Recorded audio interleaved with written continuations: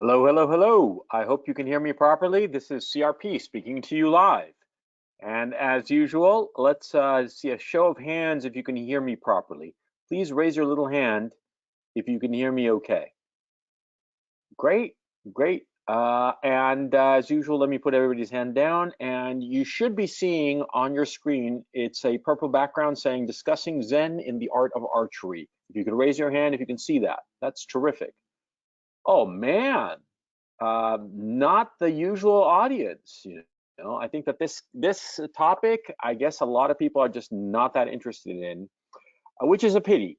I think it's a very, very valuable topic, and I'm very interested in discussing it.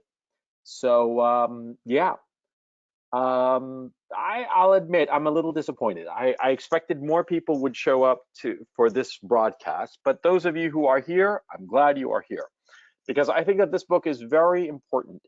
I think that it's a book that you should be reading periodically. And well, before I get into it, let me tell you my own history with it. I was first made aware of this book when I was 22 years old, I believe, 21 or 22, by my English student, or rather, the student I was teaching English to. His name was Hernan Salas, and he was a great guy. And he swore by this book. He thought that it was an extremely important book, and he got me a copy of it. He already had several, as a matter of fact, and he purchased one specifically for me, and he told me that I should read it, and I did. Um, I read it at the time, and I was struck by it at the time. It's a very short book, as you can see. It's only 80 odd pages or so. And on top of that, with very wide margins and very large font. I mean, it's not. If I had to guess, I'd say it's maybe 15,000 words or something like that. It's a short book, but like all profound books, it doesn't need to be any longer than it actually is. And like all really profound books, I'm betting that a lot of you thought that it was a little bit too short because it talks about a lot of things that are extremely important. And it's a book that to me has been very important. And I think that if you apply the lessons of this book, you will get a lot out of it. Now, over the years, a lot of people have um, copied the title. There's famously the book Zen in the Art of Motorcycle Maintenance, which is nonsense, really. A lot of these books that sort of like copy the title, they're trying to crib off the reputation of this book. This book has become more and more obscure in our current era because what this book is teaching you, equanimity, is so far removed from our current culture. Equanimity, which some people confuse with indifference, but it's not. I'll get to that in just a second. Equanimity is to be indifferent to outcome. Indifference means that you don't care. That's different from equanimity. You have to note the difference between the two. Indifference is that you do not care, you don't notice it, it's of zero relevance to you. Whereas equanimity is the emotional decision to be open to any outcome. Now, equanimity is a key tenet of Zen Buddhism. And in this discussion, I'm going to talk a little bit of background of Zen Buddhism, of Buddhism, rather, and the four golden truths of Buddhism. Then I'm going to move into Dhyana Buddhism, which is also known as Zen Buddhism, which is the Japanese version of Buddhism. And then I'm going to go into this book section by section. Now, how can I put this? I do hope that you all have a copy of the book. It's not required, but it would be more helpful if you did. If you don't, that's perfectly fine. If you have not read the book and you're just going to get an introduction from this book by this lecture, that's terrific. Because see, this kind of book, it doesn't matter if you get spoilers of it. On the contrary, it's actually helpful if you know more or less what it's about beforehand, before you dive into it. You'll get a lot more out of it. Okay. So if you're new here, you didn't read the book and you're just know nothing about it, That's who this discussion is going to be aimed to. Those people who just haven't read it, have no clue, and they're open-minded about it, but they're not going to make the effort yet. They want to see if it's worth their time. And I think that you'll find that it is worth your time. So anyway, here's the complete outline of today's broadcast. And before I get started, I want to read you a section of it. Now, this is of the Vintage Spiritual Classics edition, the edition that I posted on the previous post announcing that that I was going to do this broadcast. On page 31, it's not important that you know it. Just to give you background, it's section 4, almost at the end of it. There is a key line that sort of like encapsulates the whole notion of Zen in the art of archery, and it's the following. The more obstinately you try to learn how to shoot the arrow for the sake of hitting the goal, the less you will succeed in the one, and the further the other will recede. Let me repeat that line.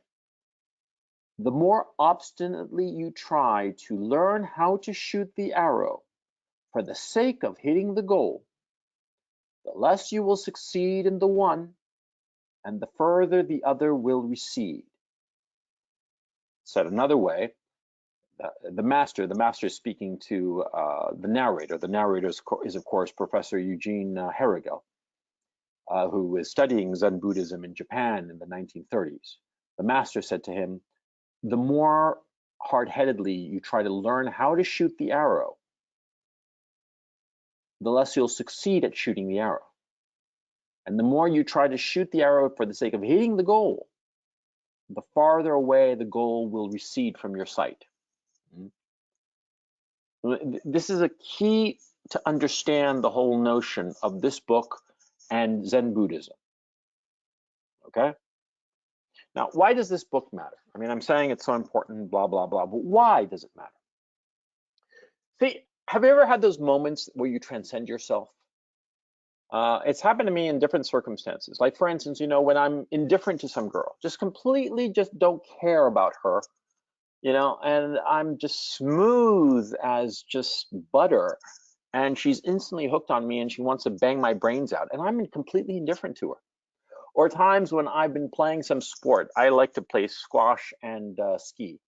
And there have been these moments when I'm in the zone, when everything I do just works perfectly. And it's like I'm not even in my head anymore. I'm like outside of my head. I'm sort of like indifferent. I don't really care. And I'm hitting rail shots after rail shots that are leaving my opponent just, you can't do anything with my shots, or just flowing down the mountain effortlessly, as if it wasn't merely snow, as if it were like water or something like that. And I'm just flowing down it effortlessly. I'm not. My heart isn't even beating very fast as I go down the mountain that way. I'm just like floating down the mountain. Or else sometimes when I'm writing fiction, when it's effortless and all of the ideas just. It's not that they tumble all over themselves through my head. No, it's that they slowly arrive at my fingertips just as I need the right word, just as it appears. That feeling of being in the zone. I mean, we've all experienced it in different ways. I just described ways that have happened to me, but we've all experienced that. A lot of times it happens in mundane tasks, but sometimes it happens in very complicated tasks where you feel like you're flowing and you're not even aware of yourself. You're not aware of time passing. You're not aware of anything. It's just happening almost in spite of itself. And you feel high. You feel like it's an orgasm, but like not an orgasm that is intense, but just like this like, it just tingles. But not in a way that makes you vibrate. You just feel more present. And you know what I'm talking about. Raise your hand if you know what I'm talking about. Raise your hand if you felt that at some point in your life. Raise your hand if you felt that effortlessness. Okay. Now the whole point of this book. Okay, so most of you have felt it. Yeah, most people have felt it. The whole point of this book is how can you get to those transcendent moments deliberately? See? Because that's the whole point of Zen Buddhism and the arts of Zen Buddhism. The art of archery, the art of calligraphy, the art of flower arrangement, the art of swordsmanship. Each of these different arts in Zen Buddhism teaches you a mundane art, an art that might not even necessarily be of any use, in fact, is of no use in contemporary society, and yet it is still practiced, or rather, they are still practiced in Japan, not because of the utility that they have, but rather by the process of learning these arts, you learn how to transcend. You get to those moments of being in the zone. And that's what this book is about. It's teaching you by way of this art, this mundane art of archery that is no longer necessary. I mean, we have guns, we have machine guns, we have all kinds of weaponry that makes a bow and arrow obsolete. But that's not the point. That's the key issue. It's just a means to arrive at this feeling of being in the zone, in the moment, of being without ego, of flowing with the moment. That's the point of it, okay? Now, in order to understand how this book is arrived at, it's not important for you to know who the author is. The author was a German professor who lived in Japan with his wife between the two world wars. He was teaching German philosophy at Tokyo University, and while he was there, he decided that he was going to learn Zen Buddhism and specifically the art of archery, and that's how it happened, okay? It's not important. That is not important. What's important is to understand what is Buddhism. What is Buddhism first in order to understand what is Zen Buddhism, okay? Now, Buddhism, all the different forms of Buddhism, they basically turn on the Four Noble Truths. And the Four Noble Truths are this. Dukkha, which is suffering, is innate in the world and our existence, repeating over and over as we die and are reborn. It's the endless cycle, suffering. Samudaya is that this suffering arises out of cravings, out of desire. We suffer because we want. And when we fail to achieve that thing that we want, we suffer. It's desire that causes suffering, okay? And this, of course, is a very difficult concept for Westerners to understand, because for us, we feel that suffering is the negation of desire, and happiness is when desire is fulfilled. I'm hungry. I'm suffering from hunger. If I don't get any food, I continue to suffer. If I get a Twinkie, I no longer suffer. I'm happy. See, that's the Western approach. But Buddhism looks at craving as desire in and of itself as the source of the suffering. And this is a radical concept for Westerners to understand, okay? You have to understand this as a key issue insofar as Zen Buddhism, excuse me, insofar as Buddhism is concerned, okay? Insofar as Eastern philosophy is concerned, how it goes against what Western philosophy implicitly teaches, because Western philosophy doesn't even look at this kind of stuff. It looks at other issues altogether, completely different issues, instead of these Four Noble Truths, right? Now, the third noble truth, Nirodha, the end of suffering comes when we renounce desire. When we renounce desire, when we let it go, okay? Now, a lot of times we think of renouncing as, I renounce this. I like throw my glove on the ground and, I renounce something. It's very loud, and, no, it's more like a passive letting go of disconnecting yourself from desire. Because Buddhism identifies desire as the source of suffering. And Nirodha is the act of ending suffering by way of renouncing desire. And Magga is thus the path, actually. It's the path to true enlightenment should lead us to renounce desire, to transcend desire. Magga is the endless path that we walk as we try to renounce desire. Because again, different from Western philosophy, in Buddhism, there is not the conceit that you arrive at a loss of desire, that you arrive at nirvana. It's never a destination, it's always a path, magga. The path to true enlightenment is constant, is relentless. The master, he may well be a master, but he is still on the path, on the magga. Do you see the difference? Because in the West, we think of enlightenment as a place. We arrived, here we are enlightened. But Buddhism never, you are never arriving in Buddhism. You are perhaps higher up on the road, but the road never ends. These are the four truths, the four noble truths of Buddhism, okay? Now, you think of this, and I mean, most of you guys have come to subscribe to me because I talked about chasing girls, right? Yeah, okay. Now, think about chasing girls. I mean, I know it's stupid. It's stupid that I'm talking about Buddhism and now I'm going to turn over to game and chasing girls, right? But what's the issue with game? Game is basically a series of algorithms to seduce women, to get women into bed, right? That's the whole point of it. And what happens with a lot of guys who study game is that at first they suck at it. They are awful at it.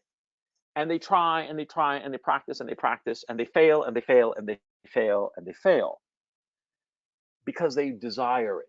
They want to succeed. But as they keep on repeating, almost automatically, all the lines that have been passed down into game that work, eventually they start losing desire. It just becomes a process. And once they reach that stride, that's when they succeed. They get all the girls that they want. Because, see, they are renouncing desire. It's paradoxical. But the weird thing is that game is very much like archery. Now, I'm getting ahead of here. Dhyana Buddhism, that is Zen Buddhism, it is essentially mysticism that is united with both reaction and action in the world while eliminating the ego and the self. Because you see, Buddhism, how can I put this? I don't know if any of you are Buddhists here, but there are different strains there are myriad strains of Buddhism, but what happens is that a lot of Buddhism falls into I would consider it the trap of not doing anything, see? Think about it. It's the logical extension of the Four Noble Truths. See, suffering is innate to the world and our existence, right? Suffering arises from cravings, from desires. The end of suffering comes when we renounce desire. So the path of true enlightenment should lead us to renounce desire, to transcend desire, right? Now, what is the easiest way to transcend desire? To do nothing, to just sit there and do nothing. Think of it.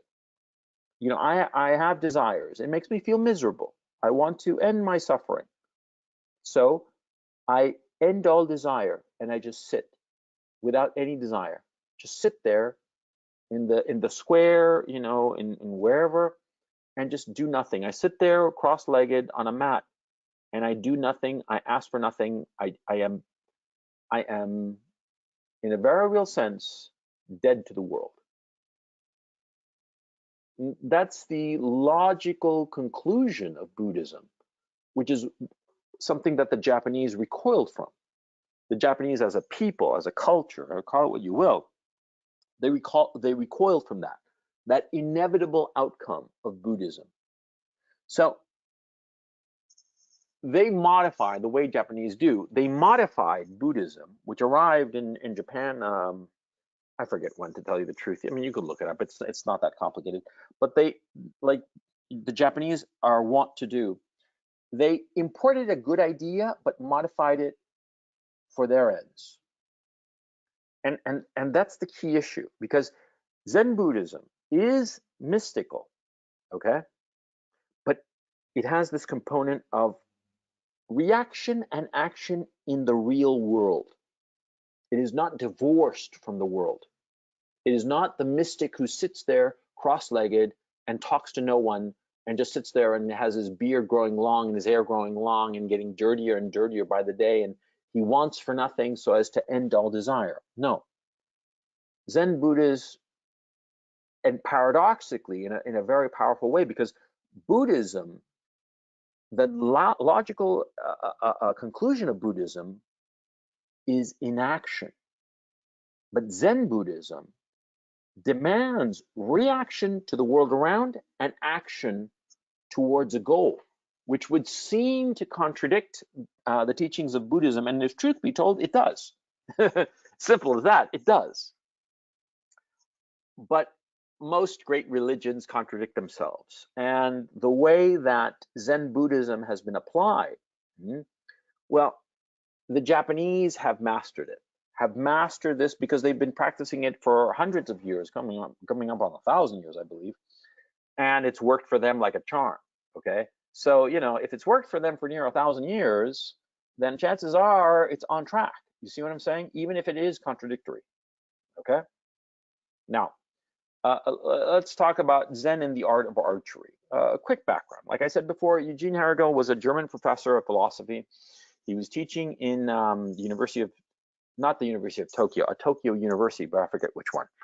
And he came in, he was ambitious for the mystical experience. And this is very interesting. Because, see, he was the worst candidate for Zen Buddhism. Okay?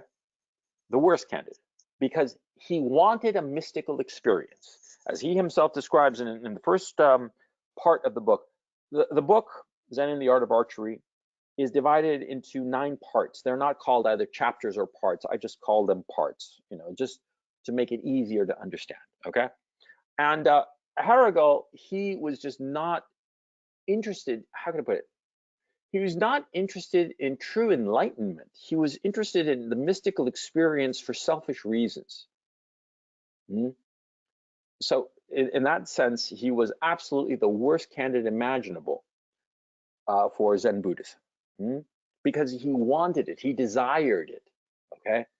And he felt unfulfilled that he was not getting what he wanted. Which goes against, of course, not only Buddhism, but Zen Buddhism, okay? Okay, so that's the background of Herrigel. And he wound up convincing a colleague of his, and the colleague put him in touch with the master. The master's name is early in the book. Well, it's not really important, but just for the sake of the master, Kenzo Awa, and his colleague was Sozo Komachiya. Please excuse me if I'm butchering the name. The master's name, Kenzo Awa, and he taught him. Kenzo Awa taught Eugene Herrigel through a translator who was this colleague, Sozo Komachiya, for 6-7 years. 7 years, okay? And in the book, you'll realize, you know, at the start of each part, he sort of like tells, well, after a year, after 5 years, you know, I mean, every step of the way took an enormous amount of labor, okay? Because the point of these arts in Zen Buddhism is to do something mundane to such technical proficiency, to so transcend the effort, that it becomes an art form, that it is done thoughtlessly. And a constant repetition, thematic repetition in this book, is the unself-consciousness and naturalness of the child, of the beginner, of the neophyte. In fact, I would say that the best chapter with which to start reading this book would be the last chapter, where Eugene Herrigel, after discussing archery for 7 chapters, part 8 is basically just a transition. In part 9, he talks about swordsmanship. And that I would think is actually like the best chapter with which to start this book, because at a glance, it's just another Zen Buddhist art, swordsmanship. But it helps to better understand the concepts that have been discussed in the previous chapters and as an introduction to it. And swordsmanship leads directly to Bushido, the Japanese philosophy of the samurai, and the loss of all fear, even the fear of death. Because that's a key issue in Buddhism and also in Zen Buddhism. It's the law, not the loss, no, the transcendence of emotion. Desire being a principal emotion, if not the principal emotion, and from which all other emotions flow. The whole point is to transcend your emotions, to leave them behind, and to experience both reaction and action with equanimity. In that final part 9, where he talks about swordsmanship, briefly about, really, he gets to that moment where he's basically saying, as a swordsman, you no longer are trying to win. You are simply reacting to what happens around you, and then the moment of reacting, you are at the same time turning it around and acting on your behalf. Okay? Now this all sounds very mystical. Now let me read you something else. Okay? This is from part 5. Okay? And I think that this will clarify it a little bit more. I'm quoting from page 38. The necessary detachment and self-liberation, the inward turning and intensification of life until full presence of mind is reached, are therefore not left to chance or to favorable conditions. Now, this applies to that issue of the zone. When you're playing a sport, you are in the zone all of a sudden. Boom, you're in the zone. You're just playing and it's just flowing. And you're in the zone, and then, and people say, oh, he's got a hot hand, he's got a hot streak or whatever. You're in the zone and then it's gone. Then the zone is gone. And it sort of like comes and goes and you have no control over it. Well, this is what Zen Buddhism and studying an art such as archery or swordsmanship or whatever, or a flower arrangement or whatever, it wants to transcend that. It doesn't want it to happen fortuitously, as he says here. The necessary detachment and self-liberation, the inward turning and intensification of life until full presence of mind is reached, are therefore not left to chance or to favorable conditions. Okay? And he goes on to say, before all doing and creating, i.e., before all reaction and action, before ever he begins to devote and adjust himself to his task, the artist summons forth this presence of mind and makes sure of it through practice. You see the point here. See? That presence of mind that you have when you're in the zone, that you're fully in the moment, and you don't feel yourself, you don't feel ego, you don't think of yourself. You don't even think of the process. It just flows. Zen and the art of archery is basically saying that you can achieve this state, this transcendent state, at will. And that studying the art of archery is one pathway to achieving this. The art of archery, learning to shoot the bow and arrow, it's a mundane task that teaches you this mentality, a mentality that you can apply to everything else. And that's the key lesson here, the real importance of this book. Because Professor Herrigel is discussing the art of archery, and he goes into some detail, because I'll go over it in just a little bit.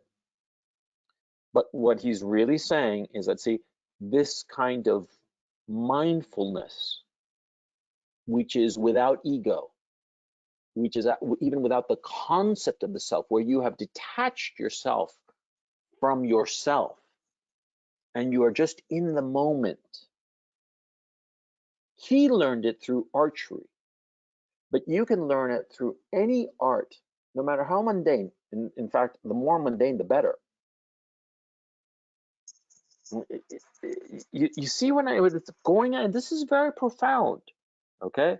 Because those feelings of being in the zone, of just flowing with things, they're so powerful. We all recognize them, okay?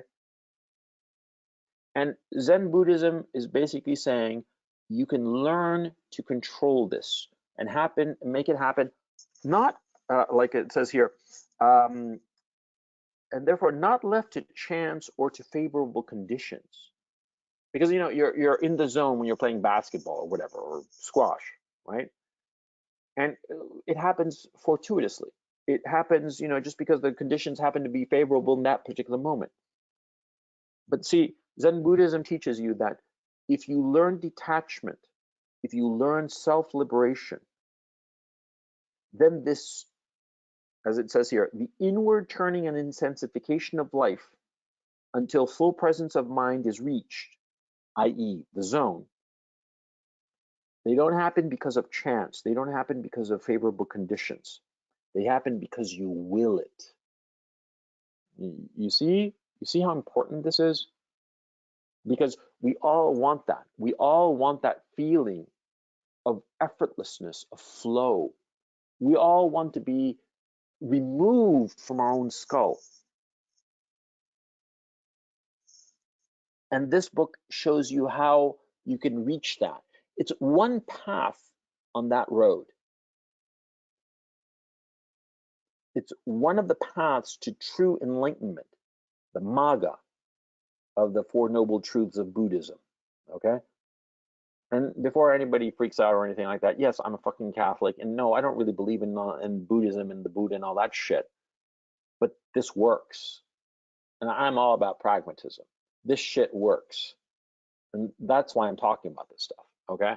Okay, so anyway, this of focusing on something mundane and learning to detach yourself and learning to not want it, to let it happen.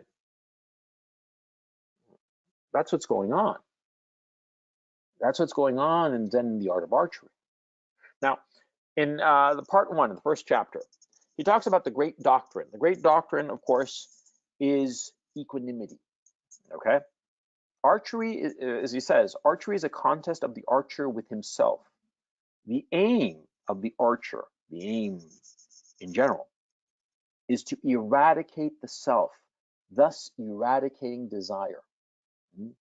Because that's what Zen Buddhism is teaching, that desire comes from the self, and you remove the self, wash it away, detach it.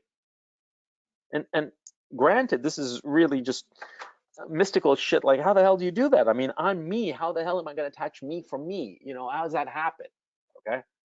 And what's fascinating is, of course, that, see, hang on, let me find this phrase that Professor Herrigel had, which is so apropos. Damn it. Where did it go? Where did it go? Wait, hang on a second.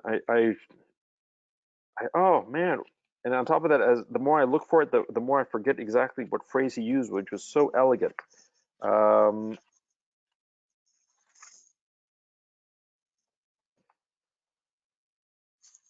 Oh, God damn it. Hang on. Sorry, guys. I mean,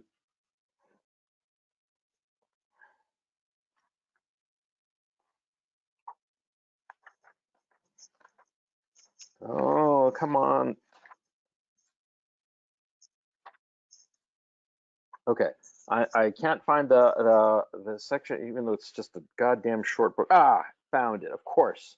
Right when you give up, you find it, which is sort of like what happens on Professor Herrigel's journey. Right when he was at the moment of giving up, when he actually does give up at different stages in his training in archery, when he gives up, that's when he finds the truth, okay? And here's the point. What I had said before was that, see, how can you detach yourself from yourself? How can you detach me from me? It's impossible, right? And Professor Herrigel says very well said. He says, why try to anticipate in thought what only experience can teach? That happens so much in Western thought. We anticipate in our minds what will happen, as opposed to letting the experience happen and learning from the experience. So much of Western thought is a priori, that is, thought through before the experience happens. And when I say that you have to learn to detach yourself from yourself, to become, to have equanimity, to embrace the great doctrine of equanimity, you will very logically say to me, how is this possible? How can I detach myself from myself? I'm always myself. How can that be? And Professor Herrigel answers it. Why try to anticipate in thought what only experience can teach? And the fact that you have experienced those moments of being in the zone, however fleetingly, that proves that that moment of detachment exists now, doesn't it? By the very fact that you have experienced that moment of being in the zone. You yourself, you raised your hand and you said to me, basically, yeah, I've experienced that moment of being in the zone. Yes, I have experienced that moment of egolessness, that who I am has just been erased. I just flow with the moment. And all my shots get into the basket, and I don't even want them to go into the basket. All of my shots in the squash court just like are aces. Everything just happens, it just flows. That's the zone. And that, if you've experienced that, and most people have, even in very mundane situations, that's when you have eradicated yourself. That's the moment. And that's what you're aiming for. The archer is aiming to hit himself with a bow and arrow, to eliminate himself, to eradicate the self. And once you have eradicated yourself, you no longer want desire. You just let it happen. Now, notice in all this how similar it sounds to the Force in Star Wars. Yeah, because Lee Brackett, who was the writer on the second Star Wars, integrated a lot of Zen Buddhism shit into that script. And of course, George Lucas knew plenty about it. In fact, he read this book. Okay, I mean, you know, this. Oops. Oh, shit. Something happened here. Let me just fix this. Just a second. Sorry about that. My I fucked up the slideshow. Oops. There we go. Sorry about that. That won't happen again. Anyway, George Lucas had read Zen and the Art of Buddhism, the Art of Archery. Okay, and so that's why a lot of the issues of the Force comes from this book. Now, of course, the Force in the movies is like a paranormal force. Okay, Zen Buddhism doesn't talk about that. It doesn't believe in it. It doesn't exist. Okay, there is nature, and we human beings are one with nature. Yes, this is part of the teachings of Zen Buddhism and Buddhism per se. But the Force and all that stuff, you know, that's extra. That's added on. That's not quite what's going on. And of course, it's fantastical because there is no such thing as the Force. But there is that feeling of being in the zone. And that's why this has practical possibilities. And that's a key issue. And that's what's fascinating about Zen Buddhism.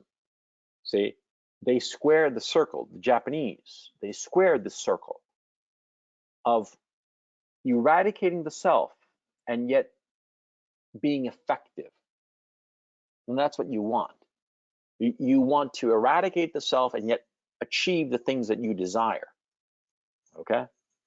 Okay, so going back to the outline of the book. I'm going to go through the outline of the book real quick and then continue on in my discussion. See, at first, in part 3, in part 2, Herrigel discusses how he got to Zen Buddhism and all the rest of it. In part 3, he talks about the impossibility of drawing the bow, because the Japanese bow is about 6 feet long. It's made of bamboo. And he found it virtually impossible to draw it. The way you draw it is you, with your left hand, if you're assuming you're a right-handed individual, with your left hand, you grab the bow, roughly the center. With your right hand, with your right fingers and thumb, you grab the string. And also, of course, you, with your fingers, you're holding on to the arrow, which is roughly 3 feet long. Now, you hold them above your head and you bring the bow down. Your left arm is fully extended as it comes down to be at the height of your shoulder. Your right hand comes down, elbow bent, the finger and the fingers rather and thumb near your eye line. Okay. Now contrast that with the way a Western bow is pulled. A Western bow is you take the bow in the left hand, you take the string in the right hand, assuming you're a righty, of course, and you simply pull them apart at shoulder height. This bringing down that the Japanese archer does is completely different, and in fact, the master calls it embracing the world. And it does have that element to it that you, as you bring down your left arm and your right hand, you are forming a large circle and embracing the world. Okay? Whereas the Western archer simply holds the bow at shoulder height or eye line height, between his eyes and his shoulder, and simply pulls them apart. The Japanese is very different because of the extended left arm. Okay. Now, what happened is that Professor Harrigal found it extraordinarily difficult to draw the bow. And he tried and tried and tried, and he failed. He just didn't have the strength. And he would look at his master, who was an elderly gentleman at the time, and the professor would do it. The master, rather, would do it effortlessly. And at first, Harrigal, I'll just call him Harrigal. I don't mean any disrespect towards the man. Harrigal at first would think that the master had some sort of technique or some trick that he wasn't sharing with his students. But after a while, he realized that that wasn't the case. And in fact, the master allowed Harrigal to feel his arms. And when he did so, when Harrigal felt the master's arms of this elderly gentleman, he could feel that the muscles were loose. They weren't tight. He wasn't exerting himself. And what happened was that the master said that all he had to focus on was breathing. And slowly, Harrigal started on these breathing exercises. And after about a year, he was able to connect the breathing, the conscious breathing, with pulling on the bow, with drawing the bow, rather. And as he connected the breathing with drawing the bow, he was able to achieve that effortlessness of the master after about a year. That's what part 3 is about. Now, part 4 is about how the loosing of the arrow. Loosing of the arrow is, of course, firing it. And what was happening was that he would draw the bow, but at the moment of loosening, there would be an inevitable wobble. His arms would wobble because he couldn't find the right moment to fire. He couldn't find that right moment because if he held on too long, his arms would start to lose strength and the bow would want to snap back. Okay? And if he did it too early, his arms weren't fully extended and the full force of the arrow was not there yet. He couldn't find that perfect moment. And he kept trying this and that and trying to finesse a way to the problem, okay? And he couldn't. He could not overcome the wobble. Then he had a conversation with the master over tea, and let me read that to you. Well, that's where I read the first part that was, I think, the most important part of the whole book on page 31. the master said, "The right art is purposeless, aimless. The more obstinately you try to learn how to shoot the arrow for the sake of hitting the goal, the less you will succeed in the one and the further the other will recede." Because Herigel keeps trying to hit the target, and he fails. And his arrows keep wobbling, keep shooting off in embarrassing directions and not hitting the target, okay? And it's just incredibly frustrating for him, as it would be for anybody. And the master keeps insisting that you don't aim, you just let it happen. And this, for Herigel, it just flies against everything that he believes in. Because, like I said before, we Westerners are so enamored of the thought of thinking through what we're going to do and what is going to happen, anticipating what it is going to happen. And when it doesn't come our way, you know, we don't value the experience. And the master is basically saying you just have to keep on failing and failing and failing and failing until you get it. And when you get it, you'll know. And what's key, of course, is that Herigel would have given up long ago, as he himself says in multiple parts of the book, or perhaps he doesn't say it explicitly, but certainly implicitly. He would have given up had it not been for the example of the master, an old man, much smaller than him, who could so effortlessly hit the target. In part 5, he talks about the relationship between master and pupil. That's a very moving section. It's the most mystical section of the book, I would say, where he basically, it's very clear that Herigel fell in love with his master, not in the homo sense, of course, in the much more profound sense of realizing that he has found a man who wants him to succeed, to be better than him. The master wants Herigel to be better than him, and not just says it, but acts it. And that's a key issue, because Herigel recognizes this. He recognizes how his master wants him to surpass him. And that is the definition of true love, when you want the other to be better than you. That's true love. That's the love of a father for a son, a master for a pupil. That's a true love, and it's a glorious thing.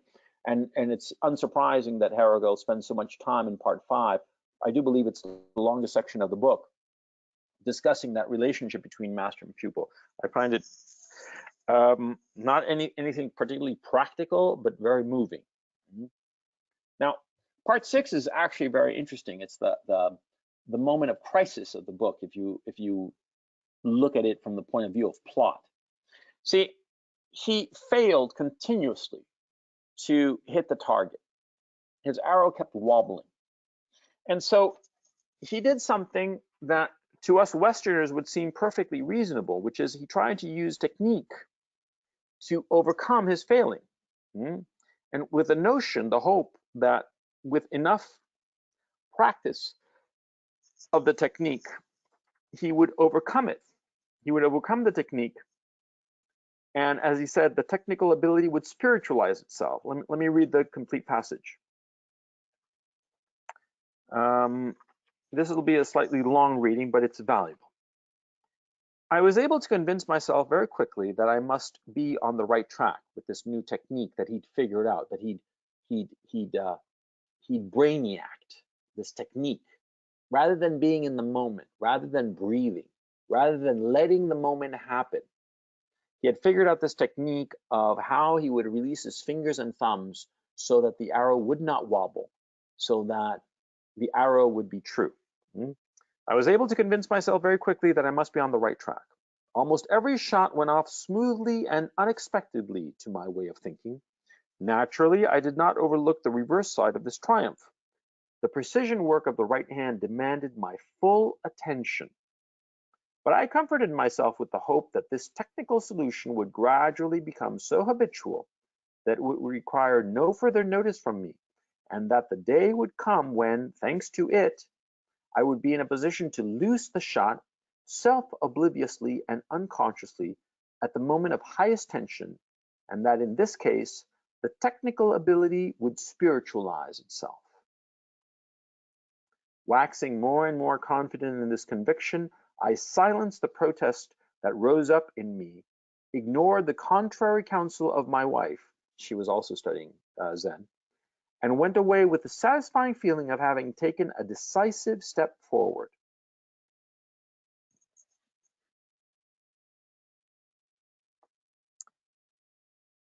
I'll read some more because it's actually very good, very interesting.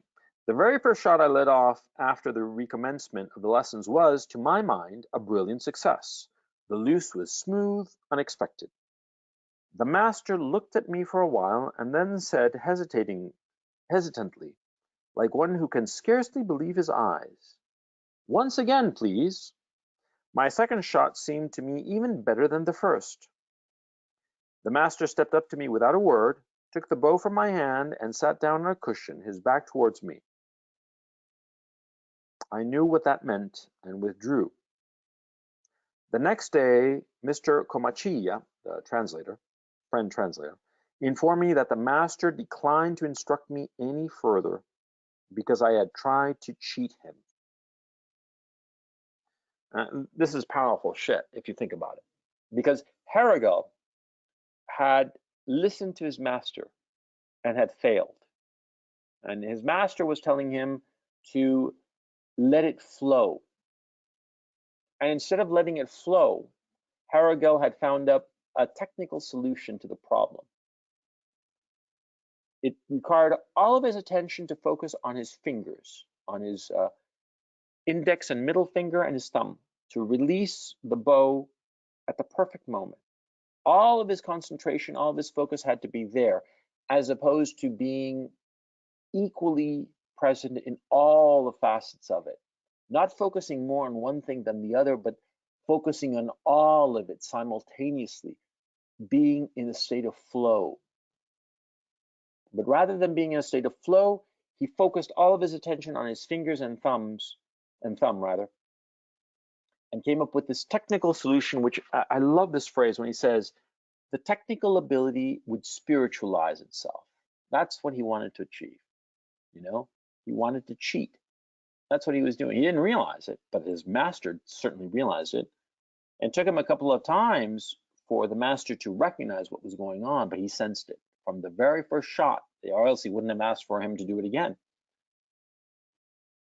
And like, let me reread that. The master declined to instruct me any further because I had tried to cheat him. Tried, notice. He didn't succeed because the master saw through him, you know? And there goes a very interesting discussion. And finally, it ties in very neatly with part 5, the relationship between master and pupil. And finally, what the the master does is that the master, in a dark practice room at night, he fires 2 arrows, and the first arrow and then the second arrow. And then Harrigal goes to inspect the 2 arrows, and the first arrow hit the middle of the target, and the second arrow split the first arrow. And this for Harrigal is transformative, because he realizes that the master did not cheat as he had tried to cheat, unwittingly, of course, but cheat he had, or tried to cheat anyway. The master had simply allowed the moment to happen, and without even actually seeing where the target was, he hit the target, not once, but twice, and hit it both times perfectly. And for Harrigal, this was a transformative moment, because by the master's example, he was able to duplicate it. And in fact, he himself goes on in this very part in chapter 6 rather, to hit the target. And then what happens is, I think it's oddly anticlimactic. Well, actually not oddly anticlimactic, it's very deliberately anticlimactic, because if you understand what the book is about learning equanimity, then it makes complete sense. There is a day of a test, a public test, okay? And in this public demonstration, certifications of mastery will be given, okay? And this date is announced, and Harago, as he describes it, the closer the day came, the more he felt just equanimity. He felt indifference. It's not that he didn't care. It's that either success or failure, either would happen. He was just surrendering the sense of self. And when the day came and he had to stand in front of all those people and fire his arrows, he was indifferent to the public, indifferent to everything, indifferent to the very act of firing the arrows. And of course, he hit the target and on the spot got his certification, got his, as a master archer. Mastery was achieved by way of equanimity. And that's the key issue. That's the key issue. And it seems, how can I put it? I'm going to skip ahead the last two parts because I've already discussed part 9. And part 8 is not particularly important. He's just talking, it's just a 2-page section, and he's just talking about how he's going to pivot and talk about swordsmanship in order to drill down on the points he's already made in the rest of the text. You have to understand something that happened to me when I was young and the impact that this book had. See, that notion of equanimity, for me personally, many times I have confused it with thoughtlessness, of sort of like just diving into the pool before really considering it. And this has often got me into a lot of trouble.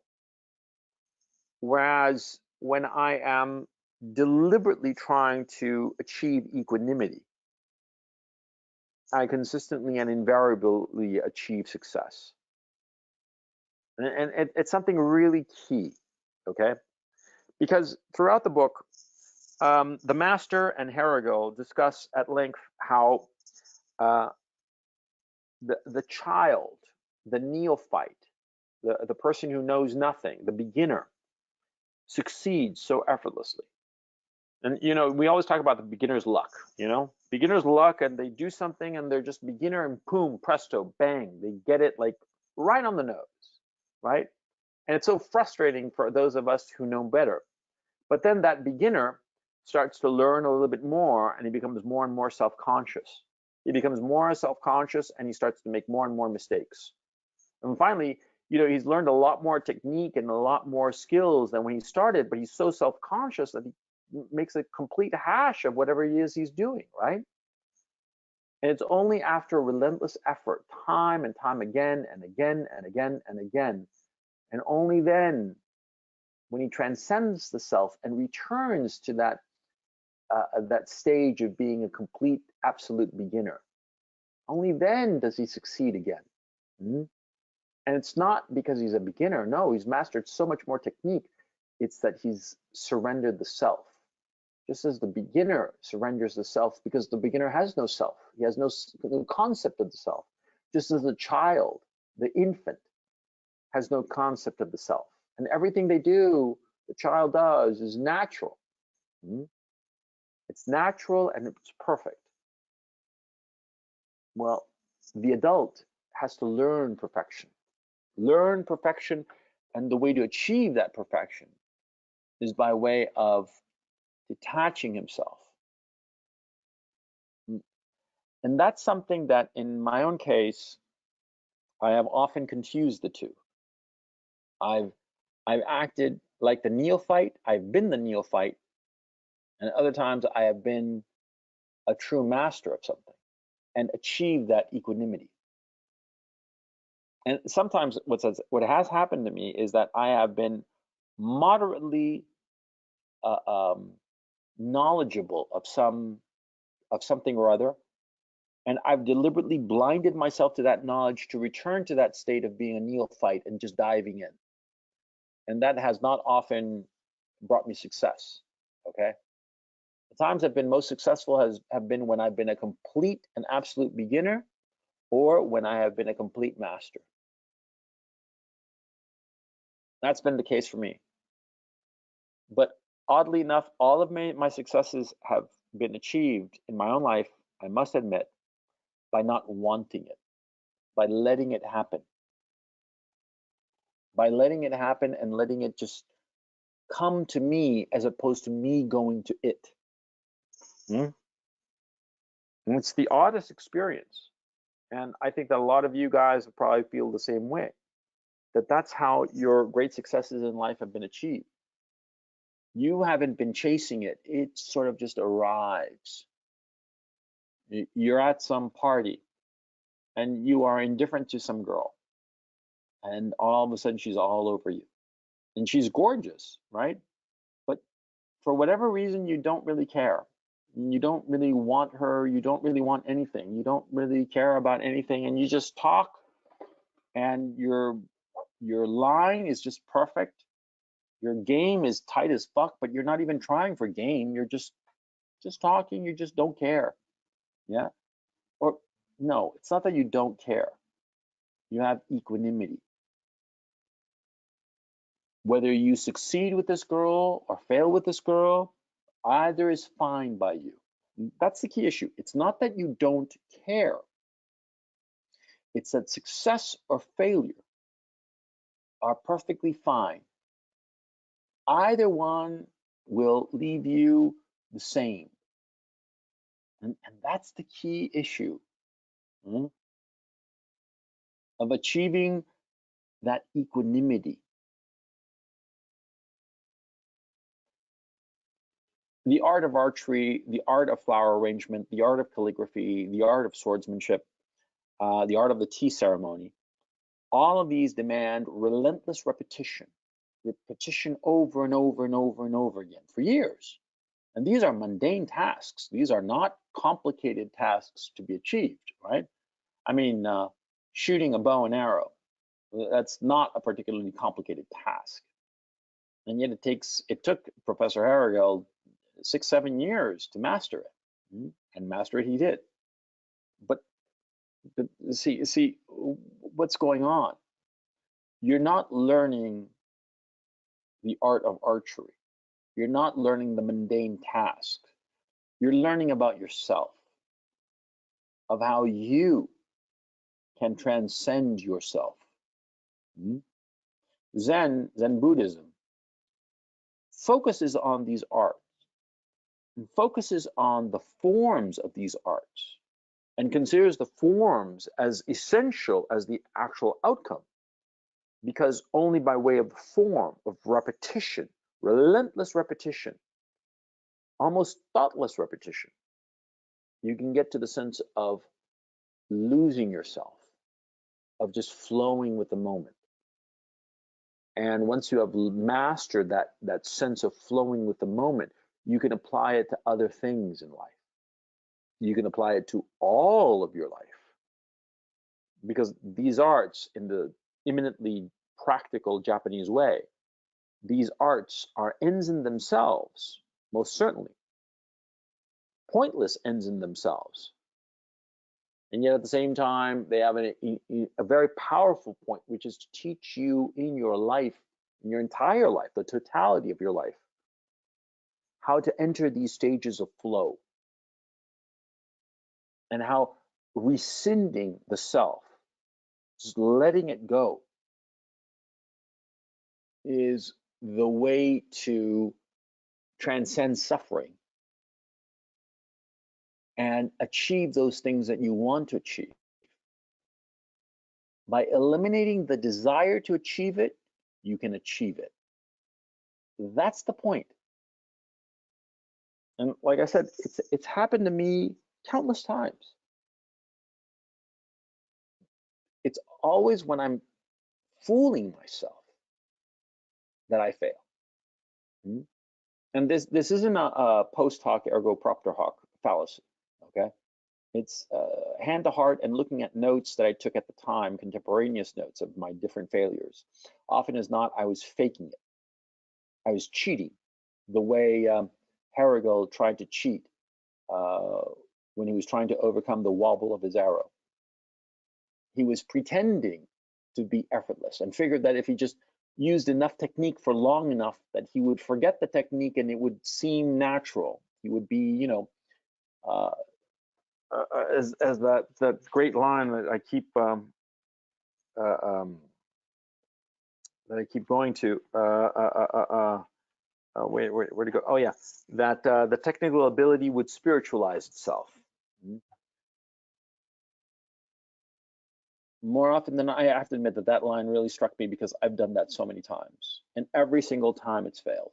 Every single time. Yeah. Look, I'm gonna open up to the questions and comments.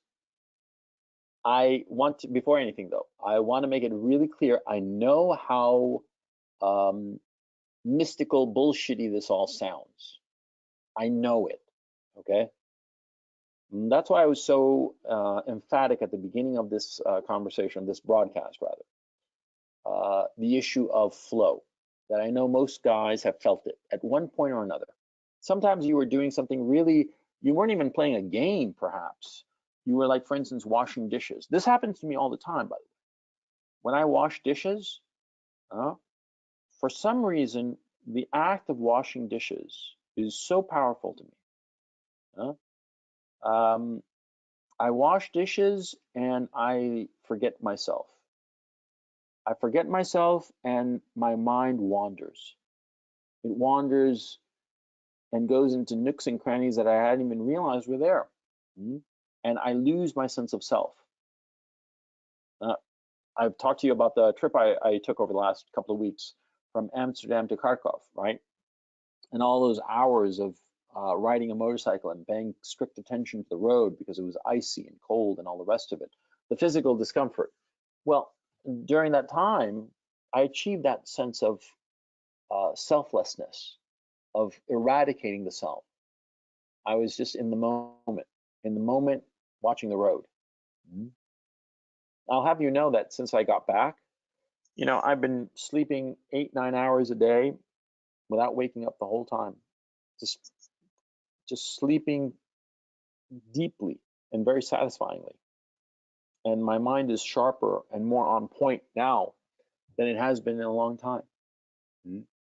Those hours spent on such a mundane task as riding a motorcycle, but focusing completely on the task at hand, so completely that I lost my sense of self. Ultimately, this is what meditation is. In a very roundabout way, this discussion is about meditation. Meditating, because that's what meditating is. It is focusing your mind on something mundane, something trivial, focusing it so completely that the rest of your mind can wander, can be at peace. And by so being at peace, can vanish. Your sense of self can vanish. When you're trying to follow the master insofar as the art of archery is concerned, when you are washing dishes, when you are riding a motorcycle, when you are playing basketball and everything just flows and you catch the ball and you bounce it down the court and you toss it and it goes in the basket and you don't care. And when it all flows, that sense of being able to truly flow with the moment, you want to achieve that because it gives you more peace as a man, more success as a man. But I think more than anything else, it frees you from yourself. And ultimately, that's the most powerful prison that we have, ourselves, and our perceived limitations, the perceived barriers and obstacles that prevent us from achieving the things that we want. And that's why I find this so important. It all ties together. It all comes in and fits. And you'll notice that I'm talking about these issues and they have correspondence with other religions and other philosophies. because we're human beings, and what works for some works pretty much for all of us. It's just different ways of achieving that goal. You see what I'm saying? And so what you want to achieve is that loss of self-consciousness, and at the same time have the ability just so in you the art of it, the craft of it. Like I told you guys at the beginning of this conversation, see, when I'm writing really well, it's just flowing, you know. It's the marriage of all the craft I have and all the ability I have and all the experiences that I've had melded with this loss of a sense of self, and it just flows. And you want to be able to do that in your work, whatsoever that work is, that work that you need to pay the bills, but also the work that satisfies you, or else you wouldn't do it. You see what I mean? Yeah. So that's why this book is important. And that's why you should pay attention to it. If you read it once, that's great, but why don't you read it like 3 or 4 more times? And don't be afraid of writing in the book. You know, it's just paper. You know, it costs you $10 or if not less, right? Write in the margins, highlight things that you find interesting, and don't feel that you have to read it from beginning to end. Like I said at the beginning of this broadcast, I would suggest you start with part 9, the last part, where he talks about the art of swordsmanship, because in that section, he pretty much distills a lot of the stuff that he says in the rest of the book. It's a great place to start the book. And just skip around. Don't. It's like the Meditations of Marcus Aurelius, a completely different kind of book, but it's a book that you don't have to read from beginning to end. You can just skip around to get a sense of it. And hopefully with this breakdown, you'll get a sense of the shape of the book, so you can dive into wherever you find it most useful to you, or dive in it at random, you know. But take what this book is offering to heart, because it's a powerful message that I feel fortunate that I learned early. And whenever I've, you know, in a very contradictory way, self-consciously trying to apply it, self-consciously try to be unself-conscious, it's worked out really well for me. And I suspect it'll work out really well for you. So anyway, let's throw it into, you know, enough of my gas baggery bullshit. Let's throw it open to some questions and see what you all think. Okay. Oh, Thomas Gadiger. Let me get to Thomas. He's got a question that I know he read the book. Okay, so Thomas, how's it going? You there? Hello,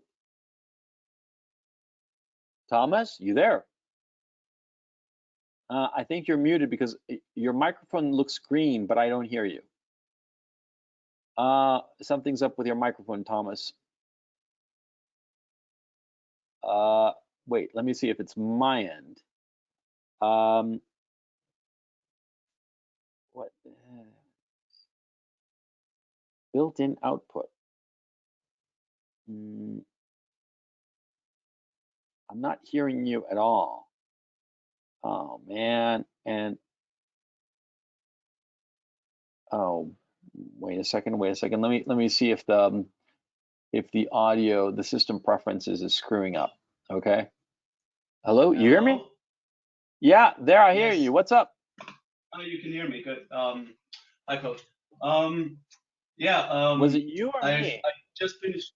Can you hear me? Yeah, but was it you or me? You had yourself unmuted? Okay. Oh, okay, good. I changed something now and that works. Okay, yeah, because yeah, that way I don't have to fiddle around with this thing. So anyway, Thomas, tell us. I got your post that this webinar would take place today, so I read the second half of the book today, and yeah, I was impressed by this part where, in the end, where the swordmaster tells the shogun's bodyguard that he must be a master while he had not practiced anything except having confronted himself with his eventual death because he wanted to be a samurai. Yeah. Now, what exercises can you do on a daily basis so as to overcome your fear of death and confront yourself with death? Well, Because that that's seems to be an yeah, essential part. that's a key issue of Bushido, because Bushido is focused on death and the fear of death. Okay, but you see, the fear of death is a subset of not only all fears but all desires. Okay, so it's just more focused, because think of it, you have desires, you have the desire for life, that is a fear of death, right? Because if you want desire, and if you have a desire, rather, you in this case life, yeah, you will have a concomitant fear of death. See, so you think of death An as a inherent substance. contradiction. I beg your pardon? An inherent contradiction then. What do you mean? I mean that if you desire life, you obviously also fear death. That goes Yes. against Manga, right? Yeah, exactly. Because see, the desire for life is, after all, a desire. Okay, and you have to surrender the notion of desire of anything, even of your own life. Okay, whether you continue to live or whether you die, that is, whether you continue to exist or cease to exist, either is fine. It's not that you are indifferent, it's that you can accept either outcome with equanimity. Okay, because remember, indifference is not caring. Equanimity is being content with any outcome, which is different. It's subtly different, but it's an important distinction.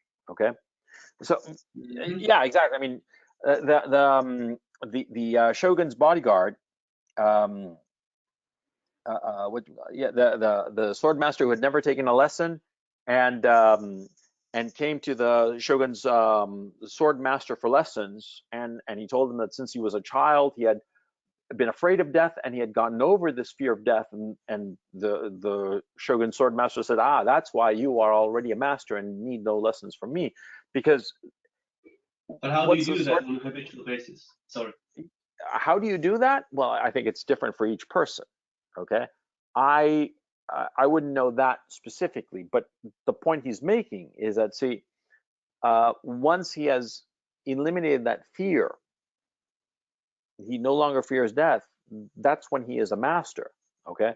Now, When how he's to truly eliminate the free. fear? Yeah, exactly. Okay. Now, notice something else.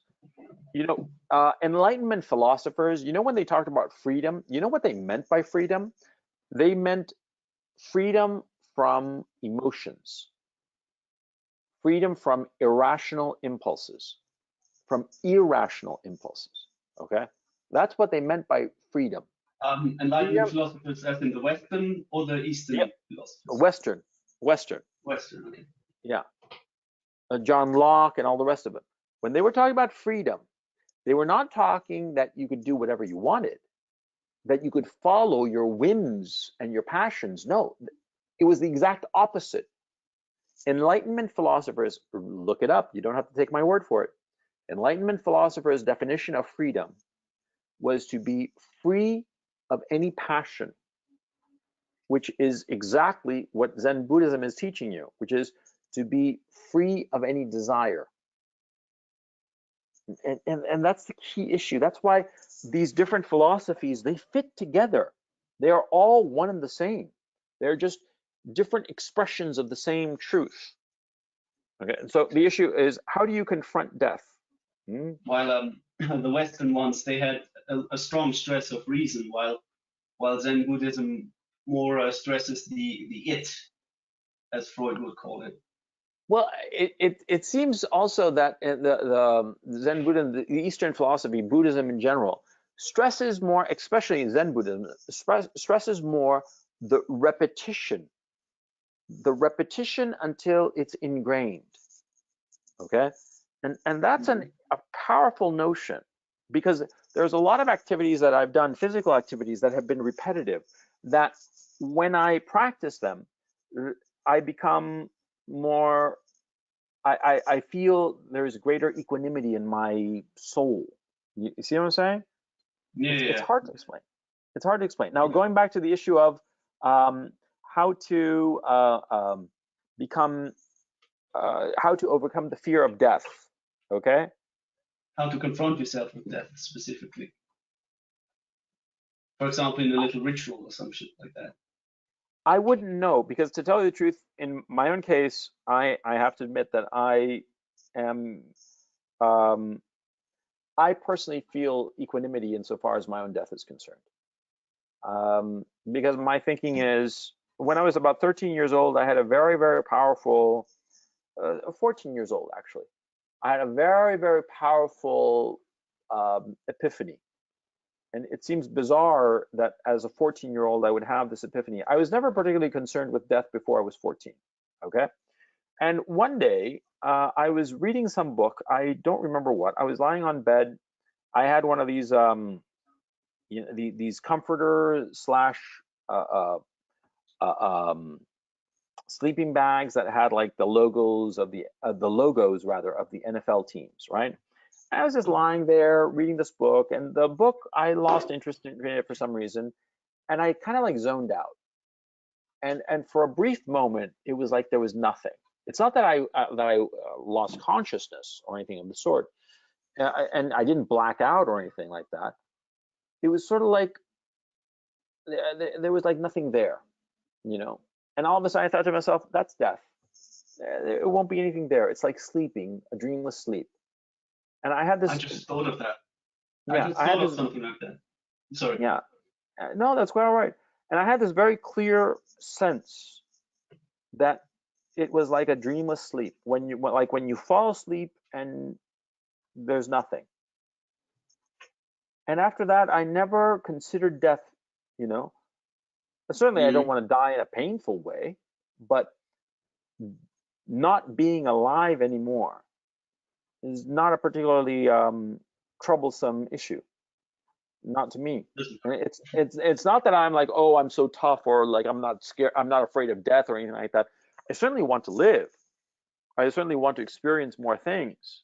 I certainly want to see what happens in the world. Sure, but I'm not particularly worried about death. If it happens, well, you know, it happens. Yeah, sure. I won't. You see, To close but I this think it's. off, I think it's a different process for each person, and in my own case, I cannot say that it was through any great effort on my part. I just had this weird epiphany when I was a very young man. I mean, a boy, really. But this epiphany has the fear of death for me has never been an issue because of this epiphany, because of the sense that, oh yeah, there will be nothing, and that's that. And after that, I never really worried about it. You see, it's I have me to the admit thing that. whenever I go to sleep, right? I beg your pardon? I used to be afraid of going to sleep and avoid it and just go to bed later and later. And to overcome that, just accepting sleep for me is like accepting death. And that's one way you can do it, I think. Yeah, yeah, yeah. Also, thank you very much. Oh, my pleasure, man, Thomas. Thanks very much for being on. I want to get to Chris O. He's got 3 questions. The bastard. He's trying to cheat, you know? He's not. One question is not good enough for the bastard. He needs 3. Hey, Chris O, how's it going, man? Hello, Chris. You there? Hello.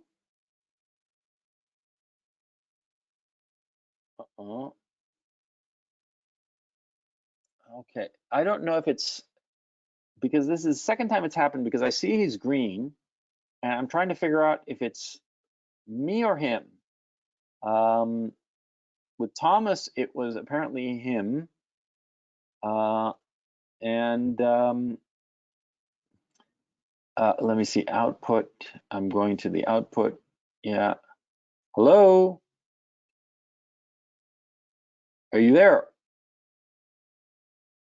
Oh, man. Let me go to the questions and see if he's.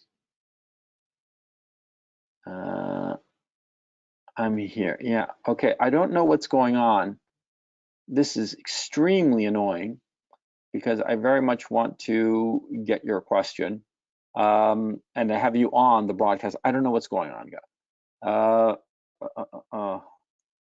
Because I'm looking at my system, and my system is saying everything is, you know, 5 by 5. edit audio mode. Let me look at edit audio mode, what this means. Computer audio, mic and speakers. Yeah, it's everything is okay.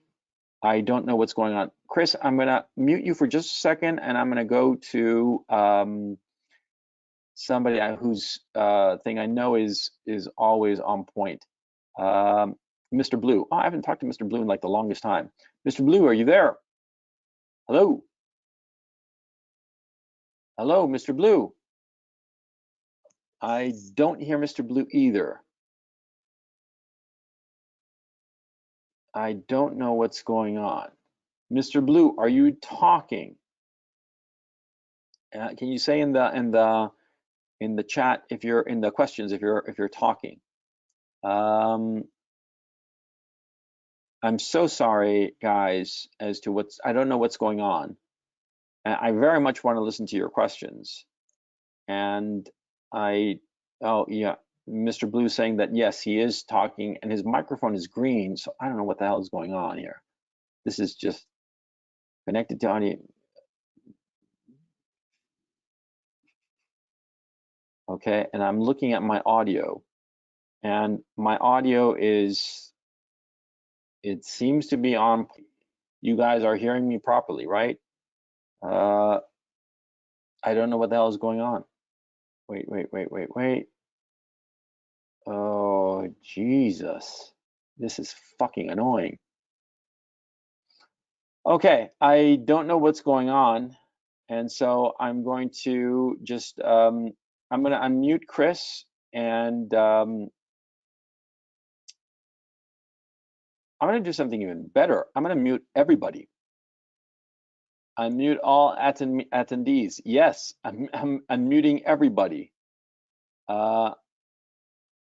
And I'm unmuting all of you. Oh, it doesn't want me to. Hello, hello, are you there? Who's there? Hello. Who's this? Hello. Adam Abdi? Yeah, that's Are you me. there? I think it's because of Okay. the button. You have to press the button manually, otherwise then it works. Which button manually? So for the people who are watching, if they press the button manually on their GoWebinar control panel, it'll work. Really? That's what I Chris did. O. Yeah. Chris O, can you speak? Chris O, you there? Chris O, speak up if you can. Okay, I don't know what the hell is going on. Okay. Anyway, Adam, you're the only one who I can talk to, man. I unmuted everybody, and you're the only one who can speak up. So anyway, is this the first time you've been here? Because I don't recognize your name, to tell you the truth. I've been here a couple of times. Oh. I'm usually for every webinar, so don't take it personally. No big deal. No. Oh, it's perfectly fine. And I'm glad that you're enjoying them. I mean, you wouldn't be on if you didn't enjoy them. And if you don't want to talk, that's perfectly fine. Yeah. I know that this is like a snowy, Hello? it seems like, hello, yes. Who's this? It's Chris. Oh. Chris. There he is. Thank God. How did you make it happen? How did you make it work? On that little panel the webinar panel, there is an option of the mic. It was set on an external microphone and then MacBook Air microphone. When I switched the option to MacBook Air, that's when a voice came on. So perhaps others have to switch from external to the, I guess, internal laptop microphone. Oh, that's weird. Okay.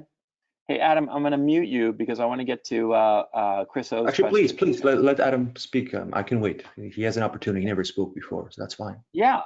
So, Adam, I mean, do you not want to talk, or do you have something and you've never gotten around to it? Do you have anything on your mind now? Since Chris gave me the option, I'll just make my question very quick. I remember you mentioned earlier about there are other aspects like The Power of Sexual Surrender, that book, and all those aspects about that kind of book and confidence and stuff. It goes back to this idea of control, and I feel like Western audiences have an issue with that because if you read what I typed down, they're very materialistic and they try to control everything, and because of that, they never try and let go of the situation. Because sometimes just because you want something to go a certain way, it doesn't mean it will. Just because it goes Yes. bad, it doesn't mean that it goes bad. Like, it's weird. You think it went bad, but in hindsight, it actually went well. You know what I mean? Yeah. Yeah. That's all I wanted to say. It's That's it's all. it's the desire of wanting things just as you imagine them beforehand, as opposed to living the experience, which is what Herrigel has said, says in that section that I can't seem to fucking find whenever I want it.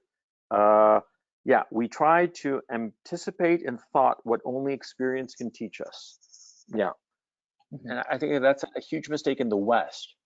Okay, no, it's not a huge mistake in the West. It has gotten the West a lot of advantages in certain ways, because we think through things and then try to change reality to fit with our thoughts, and that's has created our technological civilization. But on the other hand, on a personal level, it makes us woefully unhappy and dissatisfied. It has pros and cons, like everything. That would be my thinking on the issue. Do you agree, Adam? I do, but I think this also relates to the whole surrendering thing, because I feel like if you just let go and you don't worry about all these other things so much, it goes back to the death example about the Bushido nonsense. When you realize that you're gonna die no matter how hard you try, then you just let it happen. You know what I mean? But anyway, that's all I Yeah. wanted to say. Thank you. Thanks again. No problem. Thanks for being on. Chris O, you had 3 questions, and I was mocking you lightheartedly, of course. But what you call it, before this whole sound thing came up. So can you hit us with the 3 questions you had, because I think that they're pretty good. Well, the first one is, why do you think so many people skip today's webinar? Is it because they didn't bother reading the book, or because they found the subject from a Western perspective irrelevant? Why did they not participate? I think probably, if I had to guess, and this is a total guess, I'd say 2/3 to 3/4 because they didn't read the book and they didn't want to, they'd feel kind of embarrassed. I know that that's something that happens to me all the time. I don't read the book, and so I'm like, oh, I don't want to show up and be just like not understanding what's going on. So I'd guess between 2/3 and 3/4 that, and the other 1/4 to 1/3 are basically thinking, I don't think it's very interesting to me. I think that would be more or less the reason. Because like the standard number that these webinars get is like between 70 and 90 people. I honestly thought that it would be a lot more, that people would join up. I'm very grateful to people who pay the $10. It's a lot more than 90 people who pay $10 for the webinars, but they don't participate, and that's fine. I suspect also that sometimes for reasons of time zone, that they just can't. It's too late for them, or it's an not convenient hour, and they listen to it, because I can tell, by the view count, that people do listen to it quite a bit. But yeah, I mean, yeah, people are free to do it or not. It's perfectly fine. Anyway, what was the second question? How is the notion of equanimity especially important today? I mean, we're living in the COVID/lockdown/US election moment, and there's a lot of uncertainty, and people are stuck at home. So how can we, use this time, this unwanted opportunity, to develop ourselves spiritually? That's a good question. I'm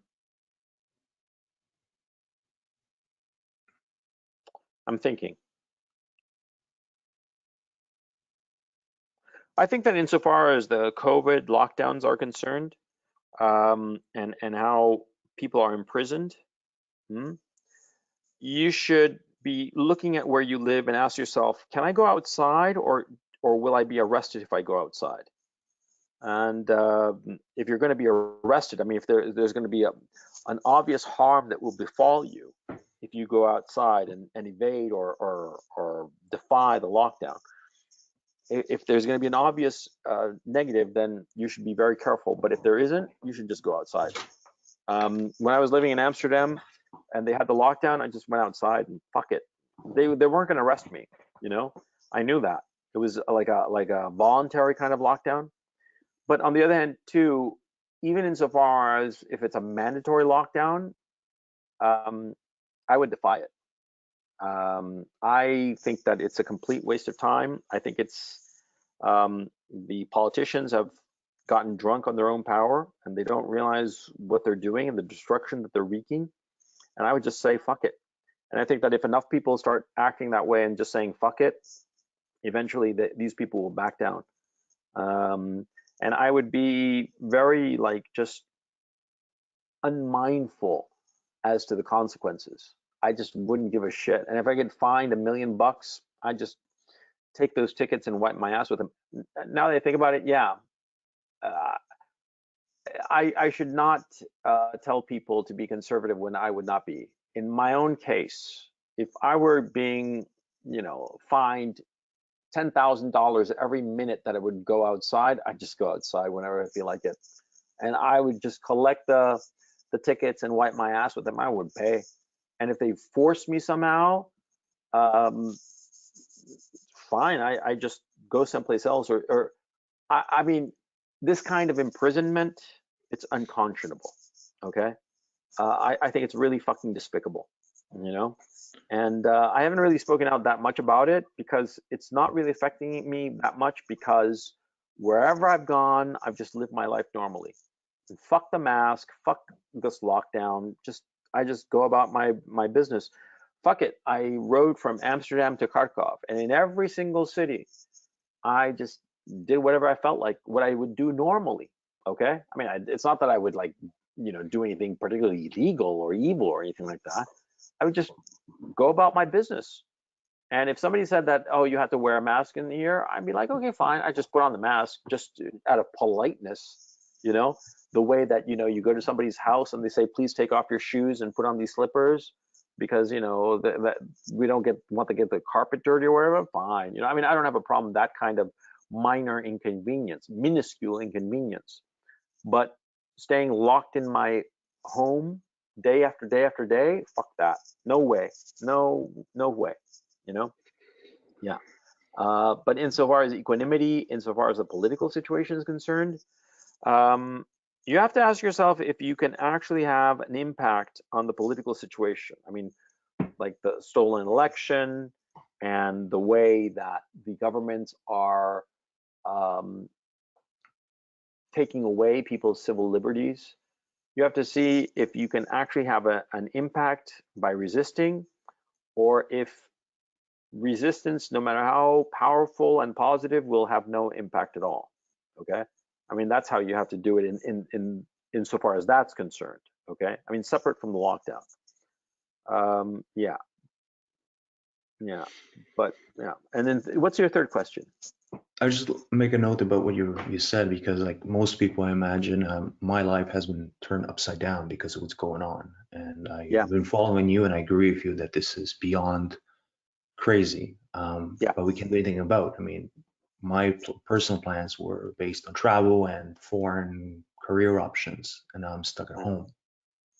And I was very angry. Where's home? Just Canada. Okay. Yeah. Canada is like the most totalitarian of them all. It is, and I'm just waiting for opportunity to leave.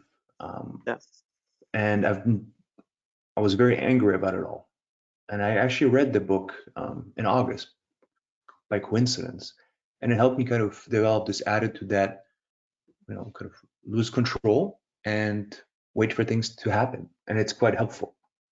Yeah, because it's very painful to deal with the logic of what you're seeing, and also have to sacrifice your freedom and your opportunities and just sit there at home. But reading the book kind of gives you especially when forced being at home, you have this unwanted opportunity to turn inward and try and develop patience and understanding of it all. Yeah. The third question is, can we discuss some of the criticisms of the book? Sure, of course. I stumbled upon a criticism of the book after reading the book, and it's in a book called The Denial of Death by Becker. And if I could just read a short Go ahead. quote. I'm very interested. I've never heard of this book, but I'm interested in what you have to say. It's an excellent book, The Denial of Death. And it talks about how society creates culture with specific purpose of denying human nature and this fear of death, because otherwise there can't be a society, a civilization, if we are ruled by our instincts. That's where laws and punishments come in, and society deliberately covers up the notion of death, the primary fear of death, in order by creating entertainment and culture and religion and rules so that people don't think about human nature. We're kind of deluding ourselves of our own nature in order to survive in this universe where we're just small creatures. And actually, he talks specifically at the book, in that book. It says, it is obvious from techniques like Zen that the initiation into the world of it takes place by a process of breakdown and reintegration. This process is very much like Western therapy, wherein the mask of society is peeled away and the driveness is relaxed.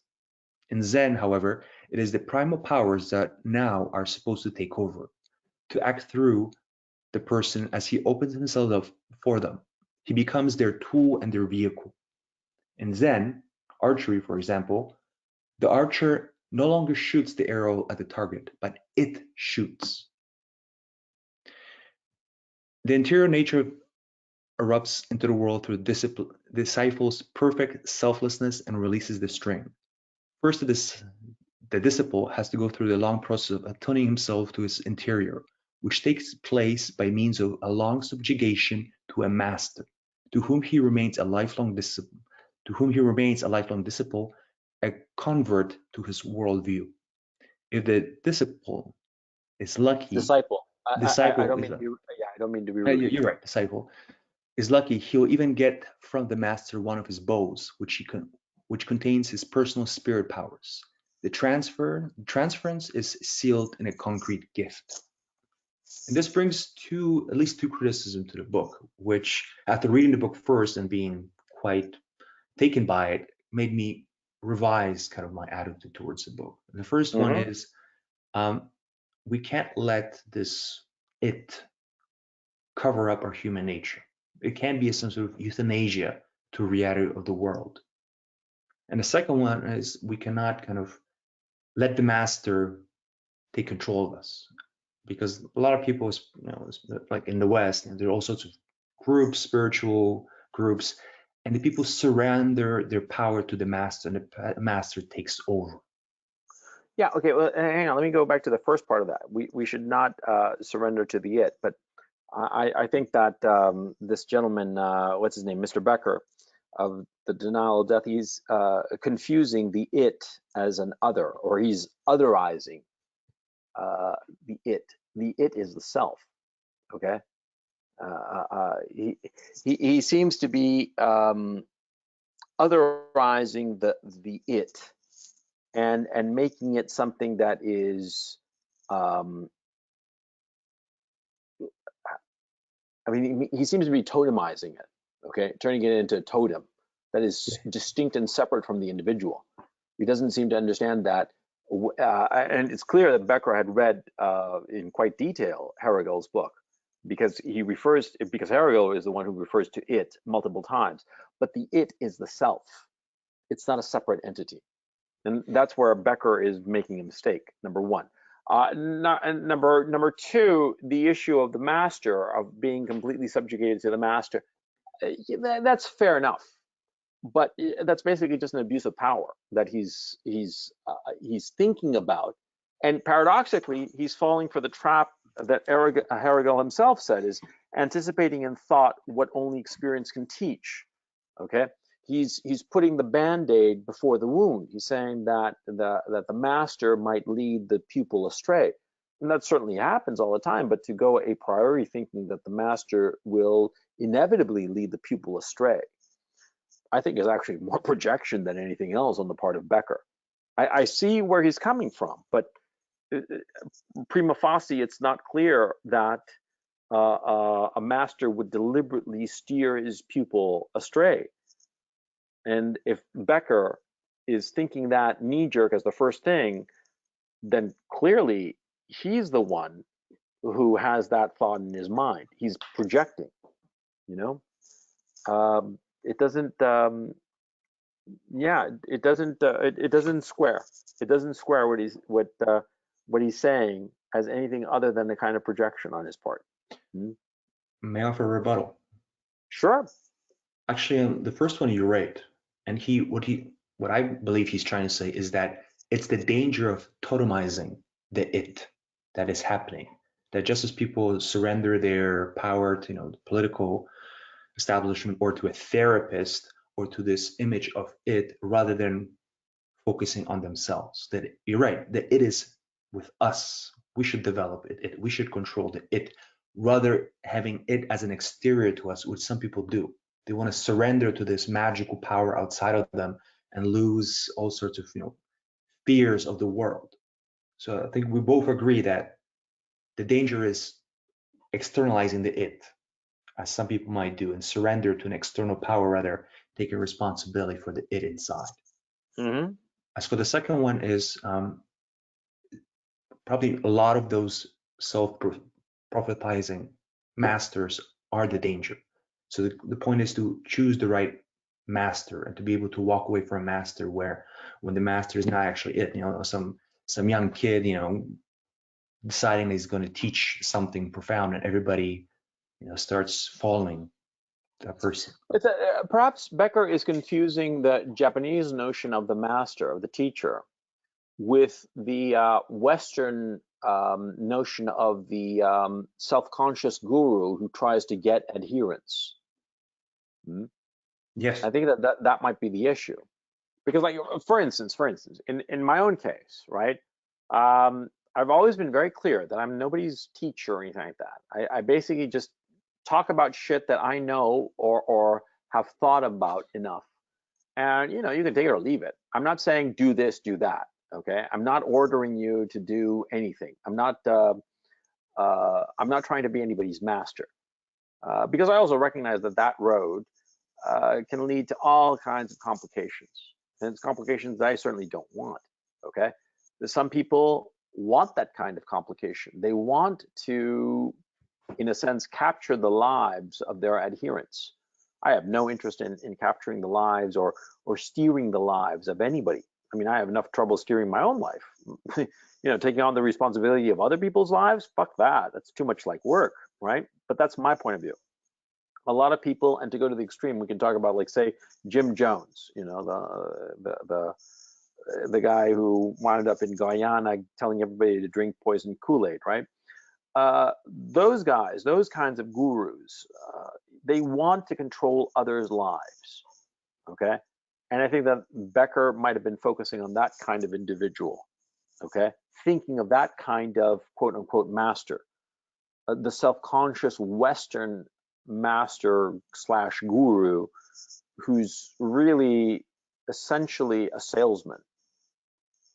I think that might be Becker's. I mean, while we're talking, I'm looking at the Wikipedia entry for Becker, and for the denial of death. I'm actually kind of interested in reading about it. I'm not too. I'm not too. How could I put it? Just from what you're reading from me, I'm not 100% on the guy, okay? But I'd have to read more on it.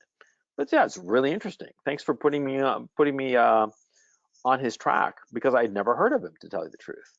It's a worthwhile book, and I would say that I see you as a master in a sense that, in the book, the disciple sees the archery master, because we don't know much about the archery master. He's an older Japanese guy. We have no idea what his family life is, what he does outside. I mean, he could be a very unsavory person in other aspects of his life, but in this particular field of archery, he's a master and he has much to give if he chooses to give to the right disciple. And in the same way you are. I mean, we don't know much certain things about you, but in the art of pragmatism, of life, success, you are a master, and that's why we follow you. I don't know if I'm a master of success. I wish I were, but I try to be as pragmatic as possible. Okay, and that's an art. The art of pragmatism. Be that as it may, and thank you. I appreciate very much that. Yeah, And insofar as my own personal life, yes, I want to keep it as separate from this as possible because I don't think it's anybody's business. And I've noticed that everybody who online has brought in their private life into the online sphere, it always backfires. And I see no upside to bringing it out. Yesterday, as a matter of fact, I did post a video on my GL channel about taking my kid on his first motorcycle ride. You know, my kid's 5 years old, and he really liked it. He really, really liked it. And I sort of like succumbed to the temptation of putting it on, but it was just a boy on a motorcycle for the first time. Beyond that, there's nothing going on, right? You know, it's not him discussing anything or any shit like that, right? But I'm not sure whether I'm going to leave it on or not. You know, and the video in and of itself is trivial. I mean, nothing is going on. But the point I want to make is that, see, bringing your family online is always a bad recipe. You know, it always ends badly. Okay, and that's why I haven't done it, and I don't really have any intention of doing it. And insofar as being a guru or a master, I mean, it's very flattering, but I certainly don't take that role. I don't accept that burden, quite frankly, because you know, I feel that my role is just being like an older brother kind of thing, and like basically saying, you know, do this and this will work. Don't do that because that will definitely not work. That's my role. I don't think of any kind of guru or anything like that. But anyway, about the Becker book, I'm definitely going to read this guy because like I said, as we've been talking, I've been reading his bio, and he actually died before he got the Pulitzer Prize for this book. This book won the Pulitzer Prize for nonfiction, and he died before he got the award. He was diagnosed with colon cancer. Yeah, and he died at age 49, which is very, very young. I'll tell you that. If you're in your 20s or 30s, you might think that 49 is an old man, but believe me, when you get to be 49, you'll think to yourself, Jesus Christ, that's a young age at which to die of colon cancer. So yeah. Anyway, Chris, great talking to you, man. Yeah, thanks so much. Thank you. Till next time. Until next time. Let me. Oops. Oh shit! I nearly knocked over my coffee. Okay, let's see. I'm going to go to Mr. Blue because I brought him on and his thing wasn't working. And let's see. Unmute Mr. Blue. Mr. Blue, you there? Yeah, I'm here. Can you hear me? Yeah. How's it going, man? Yeah, it's going good. Sorry about that. The microphone issue was on my end. Okay, You know, for some reason. Go ahead. Yeah, for some reason, I think my phone is listening to me. I've had a couple of weird instances, so I went and turned off all the microphone, and then I realized I need to go back and turn it on for this app. So sorry about that. No problem. So anyway, what's on your mind? All right, so I've read Zen, and I've studied it. One of the questions that I've had is when do you decide that, okay, I have equanimity in this situation. I'm not attached to the result, positive or negative. But at some point, you know, so when do you decide to get off to then engage? Is there a framework in place, or are you just being, you know, having equanimity with things that don't really have could have a dire consequence? No, I think that you have to think of equanimity as a mental trick. You're basically fooling yourself. And that's how I interpret this. Okay, that because think of it. Think of what's going on in Zen and the art of archery. Harrigal is learning archery, and he wants to be indifferent to the outcome, and yet he's trying to hit the target. He wants to hit the target, but he has to be indifferent to the outcome. Okay, and so it's sort of like contradictory. Okay, not purely contradictory, but it gets awfully close. Okay, and so I think that what's going on is turning off your emotions. turning off your emotions, turning off desire. Okay. You can have a perfectly legitimate, rational reason to attain some goal, to hit some target, and yet you recognize that your emotions will get in the way of you actually hitting that target. Mm-hmm. That ties in very neatly to what the Western Enlightenment philosophers like Locke and Paine and all the rest of it were talking about when they talk about freedom, which is the removal of passion and the living of a rational life, the pursuit of rational goals devoid of passion, which is what they considered as to be freedom. You see how neatly it ties in? Yeah, yeah. So kind of so when you pursue something, don't over pursue, control your emotions or have freedom from your emotions, or at least have more freedom than you maybe typically do. Yeah. Okay, so that's really the root of being, of having equanimity, because it's really hard to do but then not do. All that stuff has always confused me. Yeah, but the point, if you look at it in those terms of what you're, I mean, like I said, contrast it to Enlightenment philosophers, okay? And that divorce of emotion, of letting go of the emotion, letting go of like wanting it. Because, do you remember, and raise your hands if you remember this. I'm going to put everybody's hands down and raise your hand if you remember this. Remember a while back, there was some weird movement, I think it was called the Wish or something like that, that if you wanted something really, really, really, really, really badly, you'd get it. And it was like a best-selling book. It was like on Oprah's book club and shit like that. Yeah, The And which is Secret. The Secret. It was that was it called? Was that what it was called? That Yep. secret was that if you wanted something really, really badly, it would come to you. Correct. You would put it out in the universe, and the universe Yeah. would manifest it. Which is the exact opposite of Zen and the art of archery, right? I mean, because Zen is all about not wanting it and doing everything in your power to get it. Whereas this bullshit is don't do anything to get it, just want it really badly and it'll come to you, right? I mean, I'll go with Haragal and Zen Buddhism any day of the week if that's the choice, right? But yeah, The Secret is all about just passion. Yeah, it's all about what you take from it and how you interpret it. I mean, yeah, I think in The Secret it helps those people who are pessimistic sort of change their point I of think view. it helps people who are lazy bums. That's whom it helps, because it makes them feel okay about just wanting something and doing nothing to achieve it. Oh, of I mean, course, of course.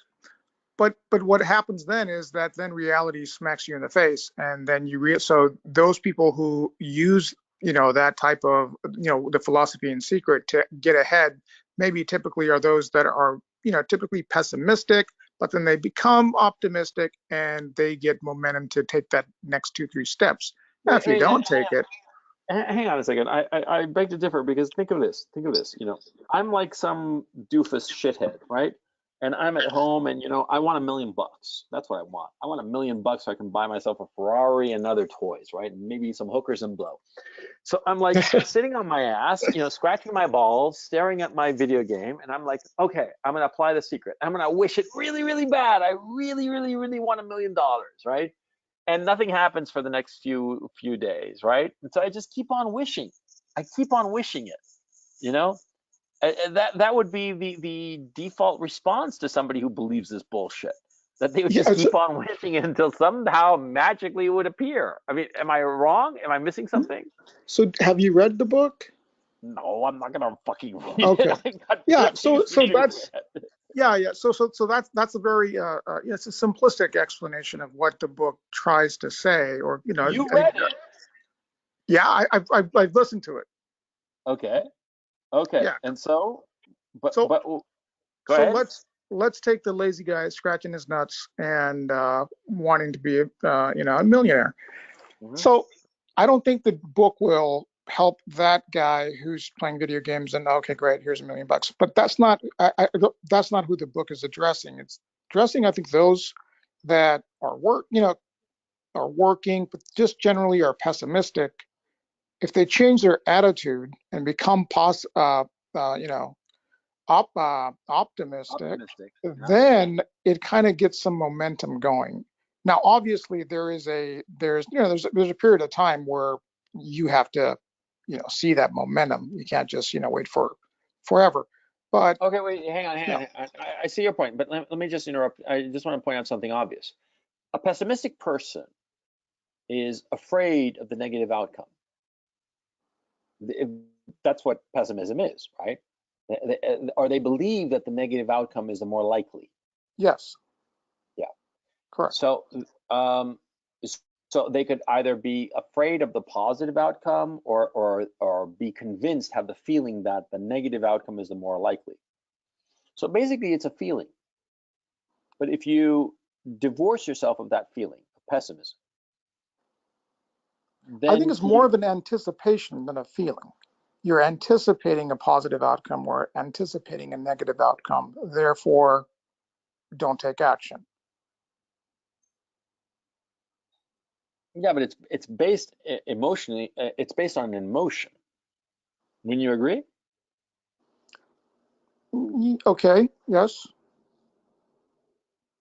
And so if you divorce yourself of that emotion, pessimism, I mean, we usually refer to pessimism as an emotion because it's really like a rationalization of how the bad things will prevent us from reaching some goal. That's what we usually consider as pessimism, right? A feeling that leads us to rationalize the negative outcome or the likelihood of the negative outcome. But if we divorce ourselves from emotion, be it too much desire or pessimism, then we're reaching that state of equanimity where we are, fine with either outcome, and therefore we strive towards it without concern as to whether it will be the positive or the negative. We just I strive see. towards it. You see? So you're striving forward with less attachment to the Yeah, outcome, because less emotion. because I think that if your analysis of The Secret, granted, I have not read the book, and I probably will not read it. But from what you're telling me of it, you're saying that it would help a pessimistic person, but not necessarily an optimistic person, right? Whereas this notion of Zen and the Art and Archery of equanimity, insofar as the outcome, that is divorcing yourself from emotion, will be helpful both to the pessimist and the optimist. You see, because the optimist, I'm very optimistic, and what happens a lot of times in my optimism blinds me to reality many times. And adopting equanimity often helps me not in turning my back on some objective, but rather looking at the objective more clearly and realizing the true costs and difficulties of reaching that objective. You see? And so I think that The Secret is sort of like it's like a sugar rush of optimism, whereas this notion of equanimity, of just handling things divorced from emotion, is just more like fiber in your diet. You know what I mean? Yeah, yeah. I can see where you can use it for both the optimist and the pessimist can get something out of it. Whereas The Hang Secret on, is don't go anywhere, Mr. Blue. I want to bring in Michael Meyer. I hope it's not the real Mike Myers. I hope he's not wearing like a mask and shit. Mike, are you there? Yes, sir. Can you hear me? Yeah, I can hear you fine. How's it going? Oh, it's going great. How are you? Pretty good, pretty good. I hope you haven't killed anybody today. I'm fucking with you, man. No, it's a different Meyer. Listen, you had a really good question. Can you read it out for everybody, then we can discuss it? Well, I'm not sure. Let me see if I can. Yeah, it's Yes. So my question. Go ahead. Yep. I got it. And it's something that I've struggled with myself over the course of many years. And the question is, for those who, like you, are grounded in pragmatism, of what use is Zen? That's an excellent question. Uh, um, and I'd like to bring in Mr. Blue on this issue.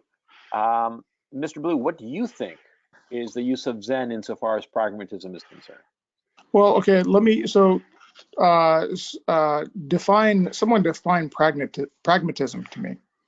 Um, Being guided by reason, divorced from any kind of ideology or emotion. Okay. So, well, I would think that Zen would be a tool to make someone more pragmatic. Mm-hmm. So that's what I would think. Well, my thinking is the following. Let's see. Zen is demanding of you to divorce yourself from your emotions. Okay, to be more Spock-like, and the pragmatist, the true pragmatist, is well, I'm reading the dictionary definition of pragmatic: dealing with things sensibly and realistically in a way that is based on practical rather than theoretical considerations. Theoretical considerations are, of course, a priority, whereas pragmatism is dealing with things as they are on the ground. I always say the saying that in theory there is no difference between practice and theory. In practice, there is, and I've always guided myself by what's going on in a practical sense, in a realistic sense. Okay, irrespective of how I want it to be, because I think often is not theory is a rationalization of how I would like things to be as opposed to how they actually are. Okay, and so Michael, you're asking how would Zen help those who are grounded in pragmatism? Well, precisely because of that, it's trying to eliminate desire, eliminate those kinds of rationalizations. And it seems to be going at this in a kind of funky way, of just like letting it flow and it'll all appear and it'll all work out, right? But what it's really aiming for is the the loss of desire. That's ultimately what's going on.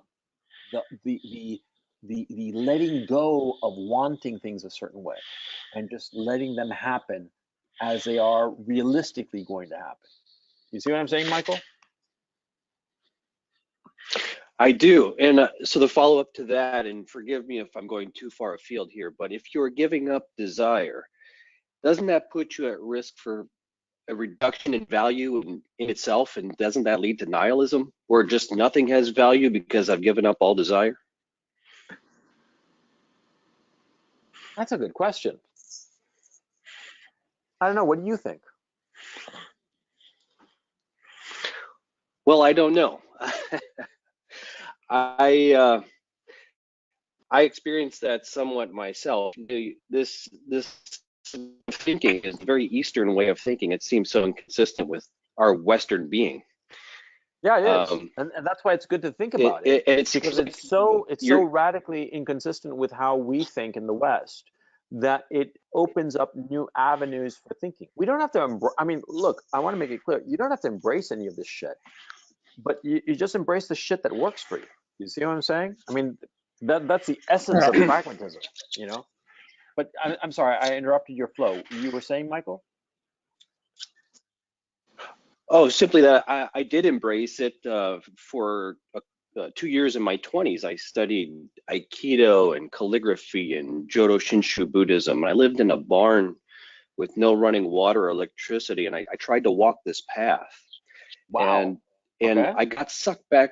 I sucked back into the Western world, and I tried to bridge the gap by studying philosophy.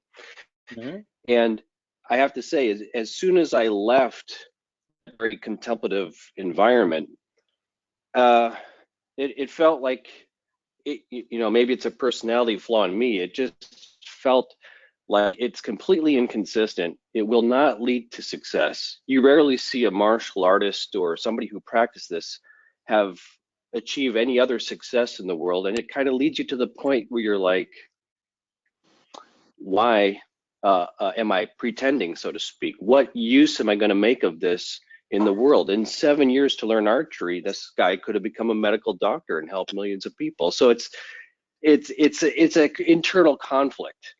And Well, so wait, hang on. it's You like, keep in mind, Herigel during those 7 years was not only studying archery. He was teaching a full schedule at the university and so forth. I mean, and he was writing books on philosophy at the time too. So it wasn't like a full-time job. But point taken. right. And that probably meant that it took him longer to achieve that, because he still is going back into the rational self and coming up with concepts and a higher level thought. And you're to empty your mind when you're actually aiming at the target or not But aiming. hang on a as it second, were. Michael. I'm real interested in the fact that you spent all this time studying this for so long. And do you feel after the fact that it didn't add anything to your life? I mean, how long ago was this? This was in your No, 20s, and I don't know how old you are now. I'm 45, about to turn 46. So it was about Okay. 20 years ago that I ended that period of time. And I had just come out of the U.S. Marine Corps and decided I wanted to live a different sort of life. And 2 years really isn't much time to do that, but it was my life and blood for those 2 years. And to answer your question, do I feel like it added no value? No, I think it's some of the most enjoyable, fruitful, memorable 2 years that I've had since. So I think it adds value. I think my question that I typed on here was, for you, how are you actually employing this in your daily life? And the reason that the question is of interest to me is because there are adherents that say you're either walking the way or you're not. And you can imagine this professor, he's either in that zone or he's not. And that's when he's actually trying. So to live in a Western world, it's almost impossible to walk that way. So what do we do with it then? How are you actually employing it Okay, in your me life? personally, I can tell you unequivocally how I use it. I no longer allow the little things to annoy me. Okay, and like for instance, I want the light to turn green quicker. Okay, I just ignore it. I just deliberately practice equanimity insofar as those little annoyances that I personally suffer from quite a bit, and it's an inability to control my emotions and set them aside. In this particular case, impatience. I do that deliberately, and of trying, especially when I want something very, very badly, I try very deliberately to divorce myself from that emotion of wanting something so badly, because I know that when I want something that badly, I make mistakes. And so you're asking me, how do I specifically apply this to my life? And this notion that, oh, either you're walking the path or you're not walking the path, I think that that's reductionist nonsense.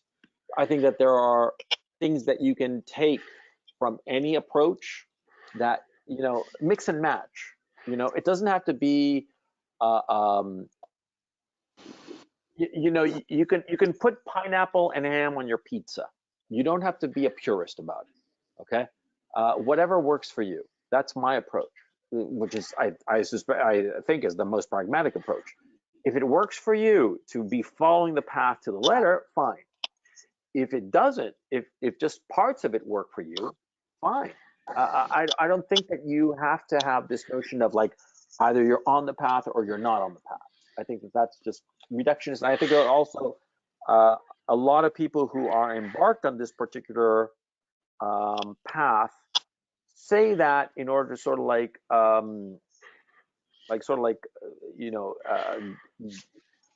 force people to commit, when perhaps they don't want to commit fully to it, but just want certain aspects of it that are very useful to them. For me, being indifferent to the little things and maintaining equanimity insofar as the big things are what has helped me personally.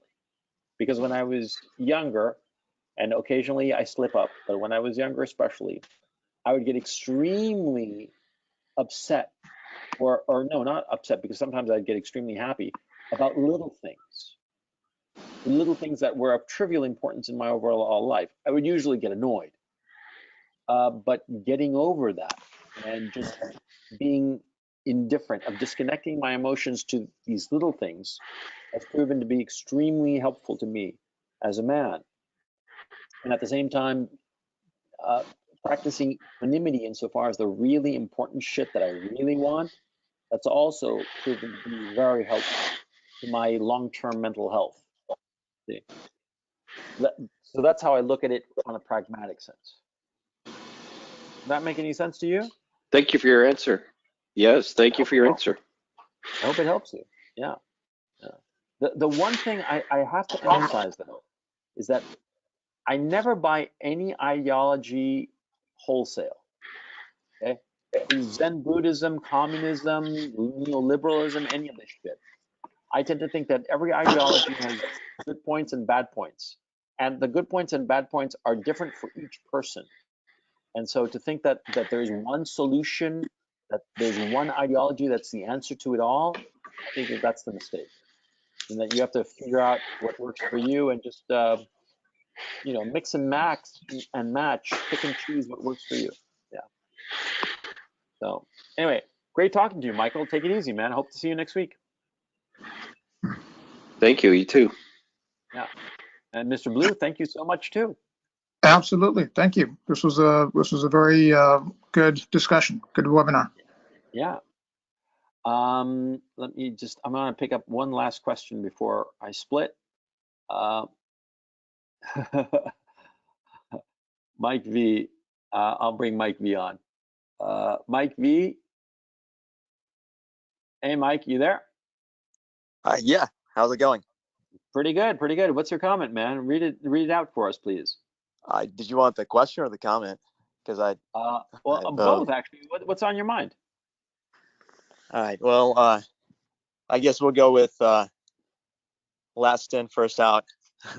So with the comment, you guys were talking about The Secret, and Yeah.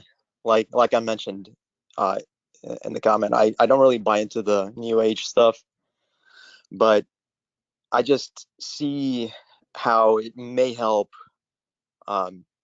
people who like actually try to employ this like ideology, and like Yeah. kind of like you mentioned that every ideology can work in certain aspects and not in others. Yeah. So basically the brain filters a lot of the inputs that it is exposed to.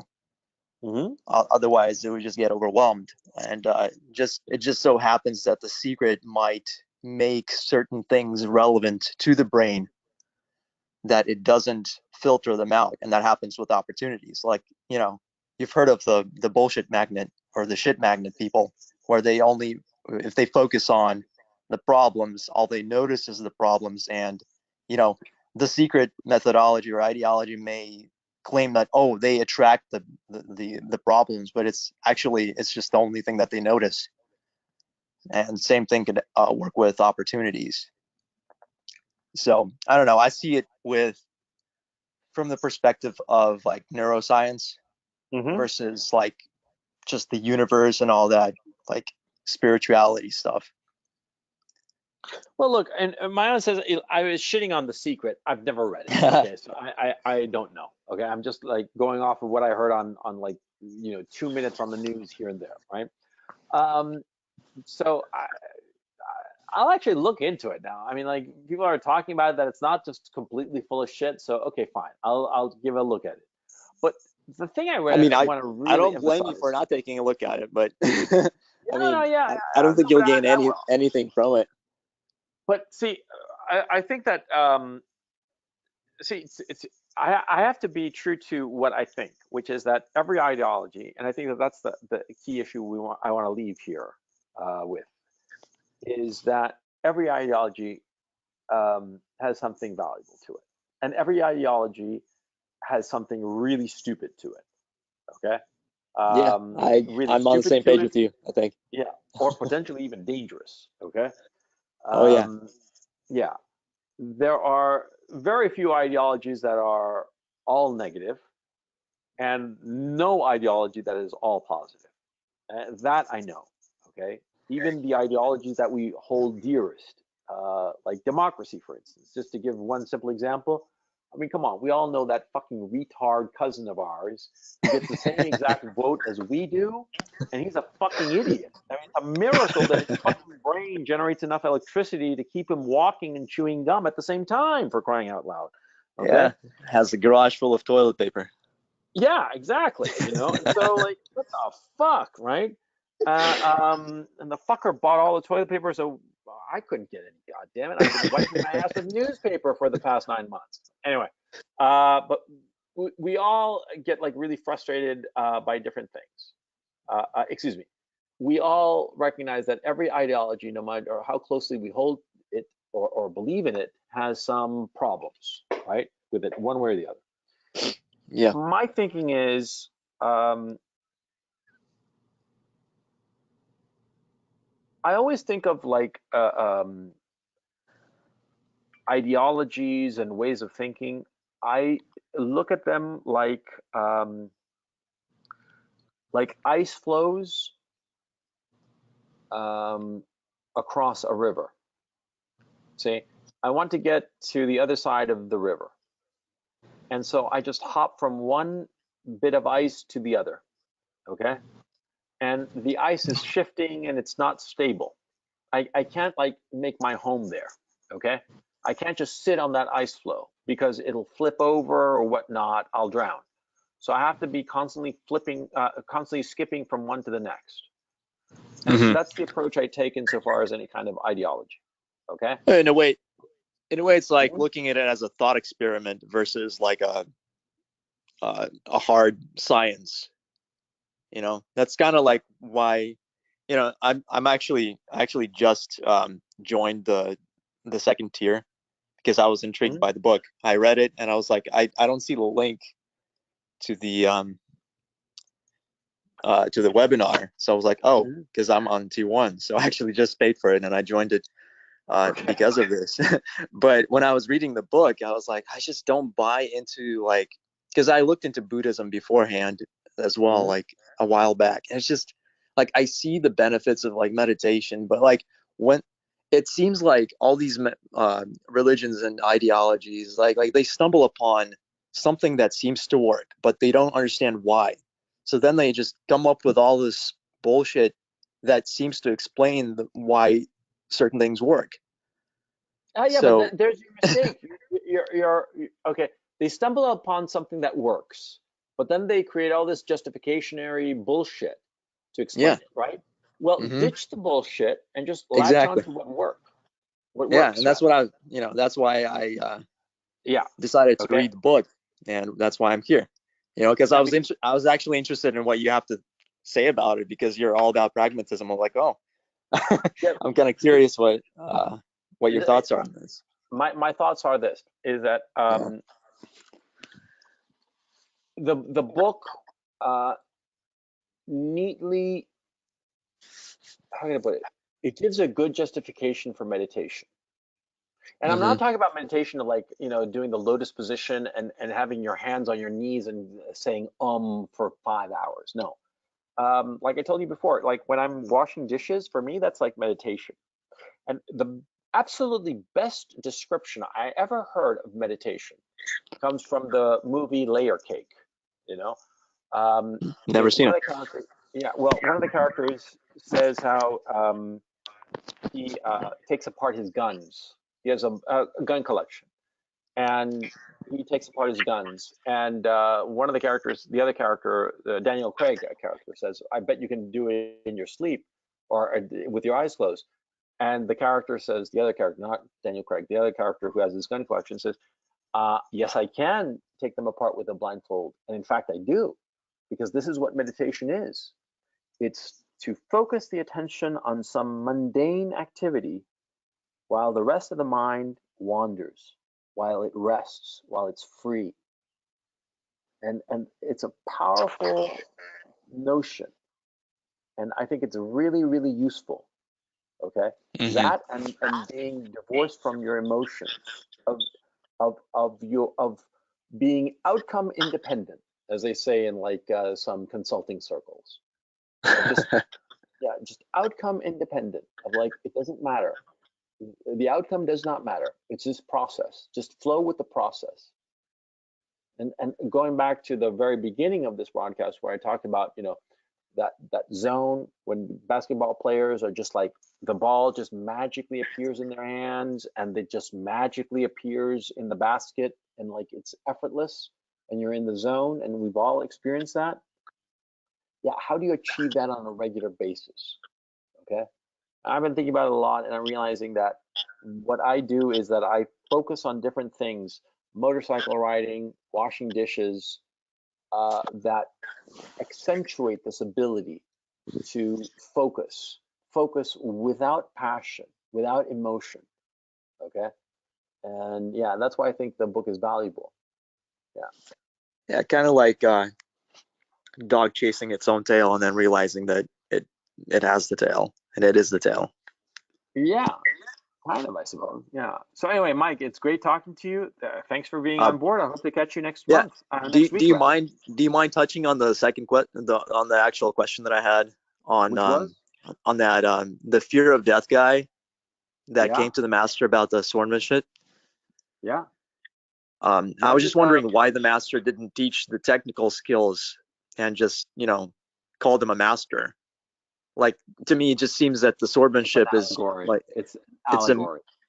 okay. It's an So it wasn't allegory. really like No, it's an allegory. Okay. mhm.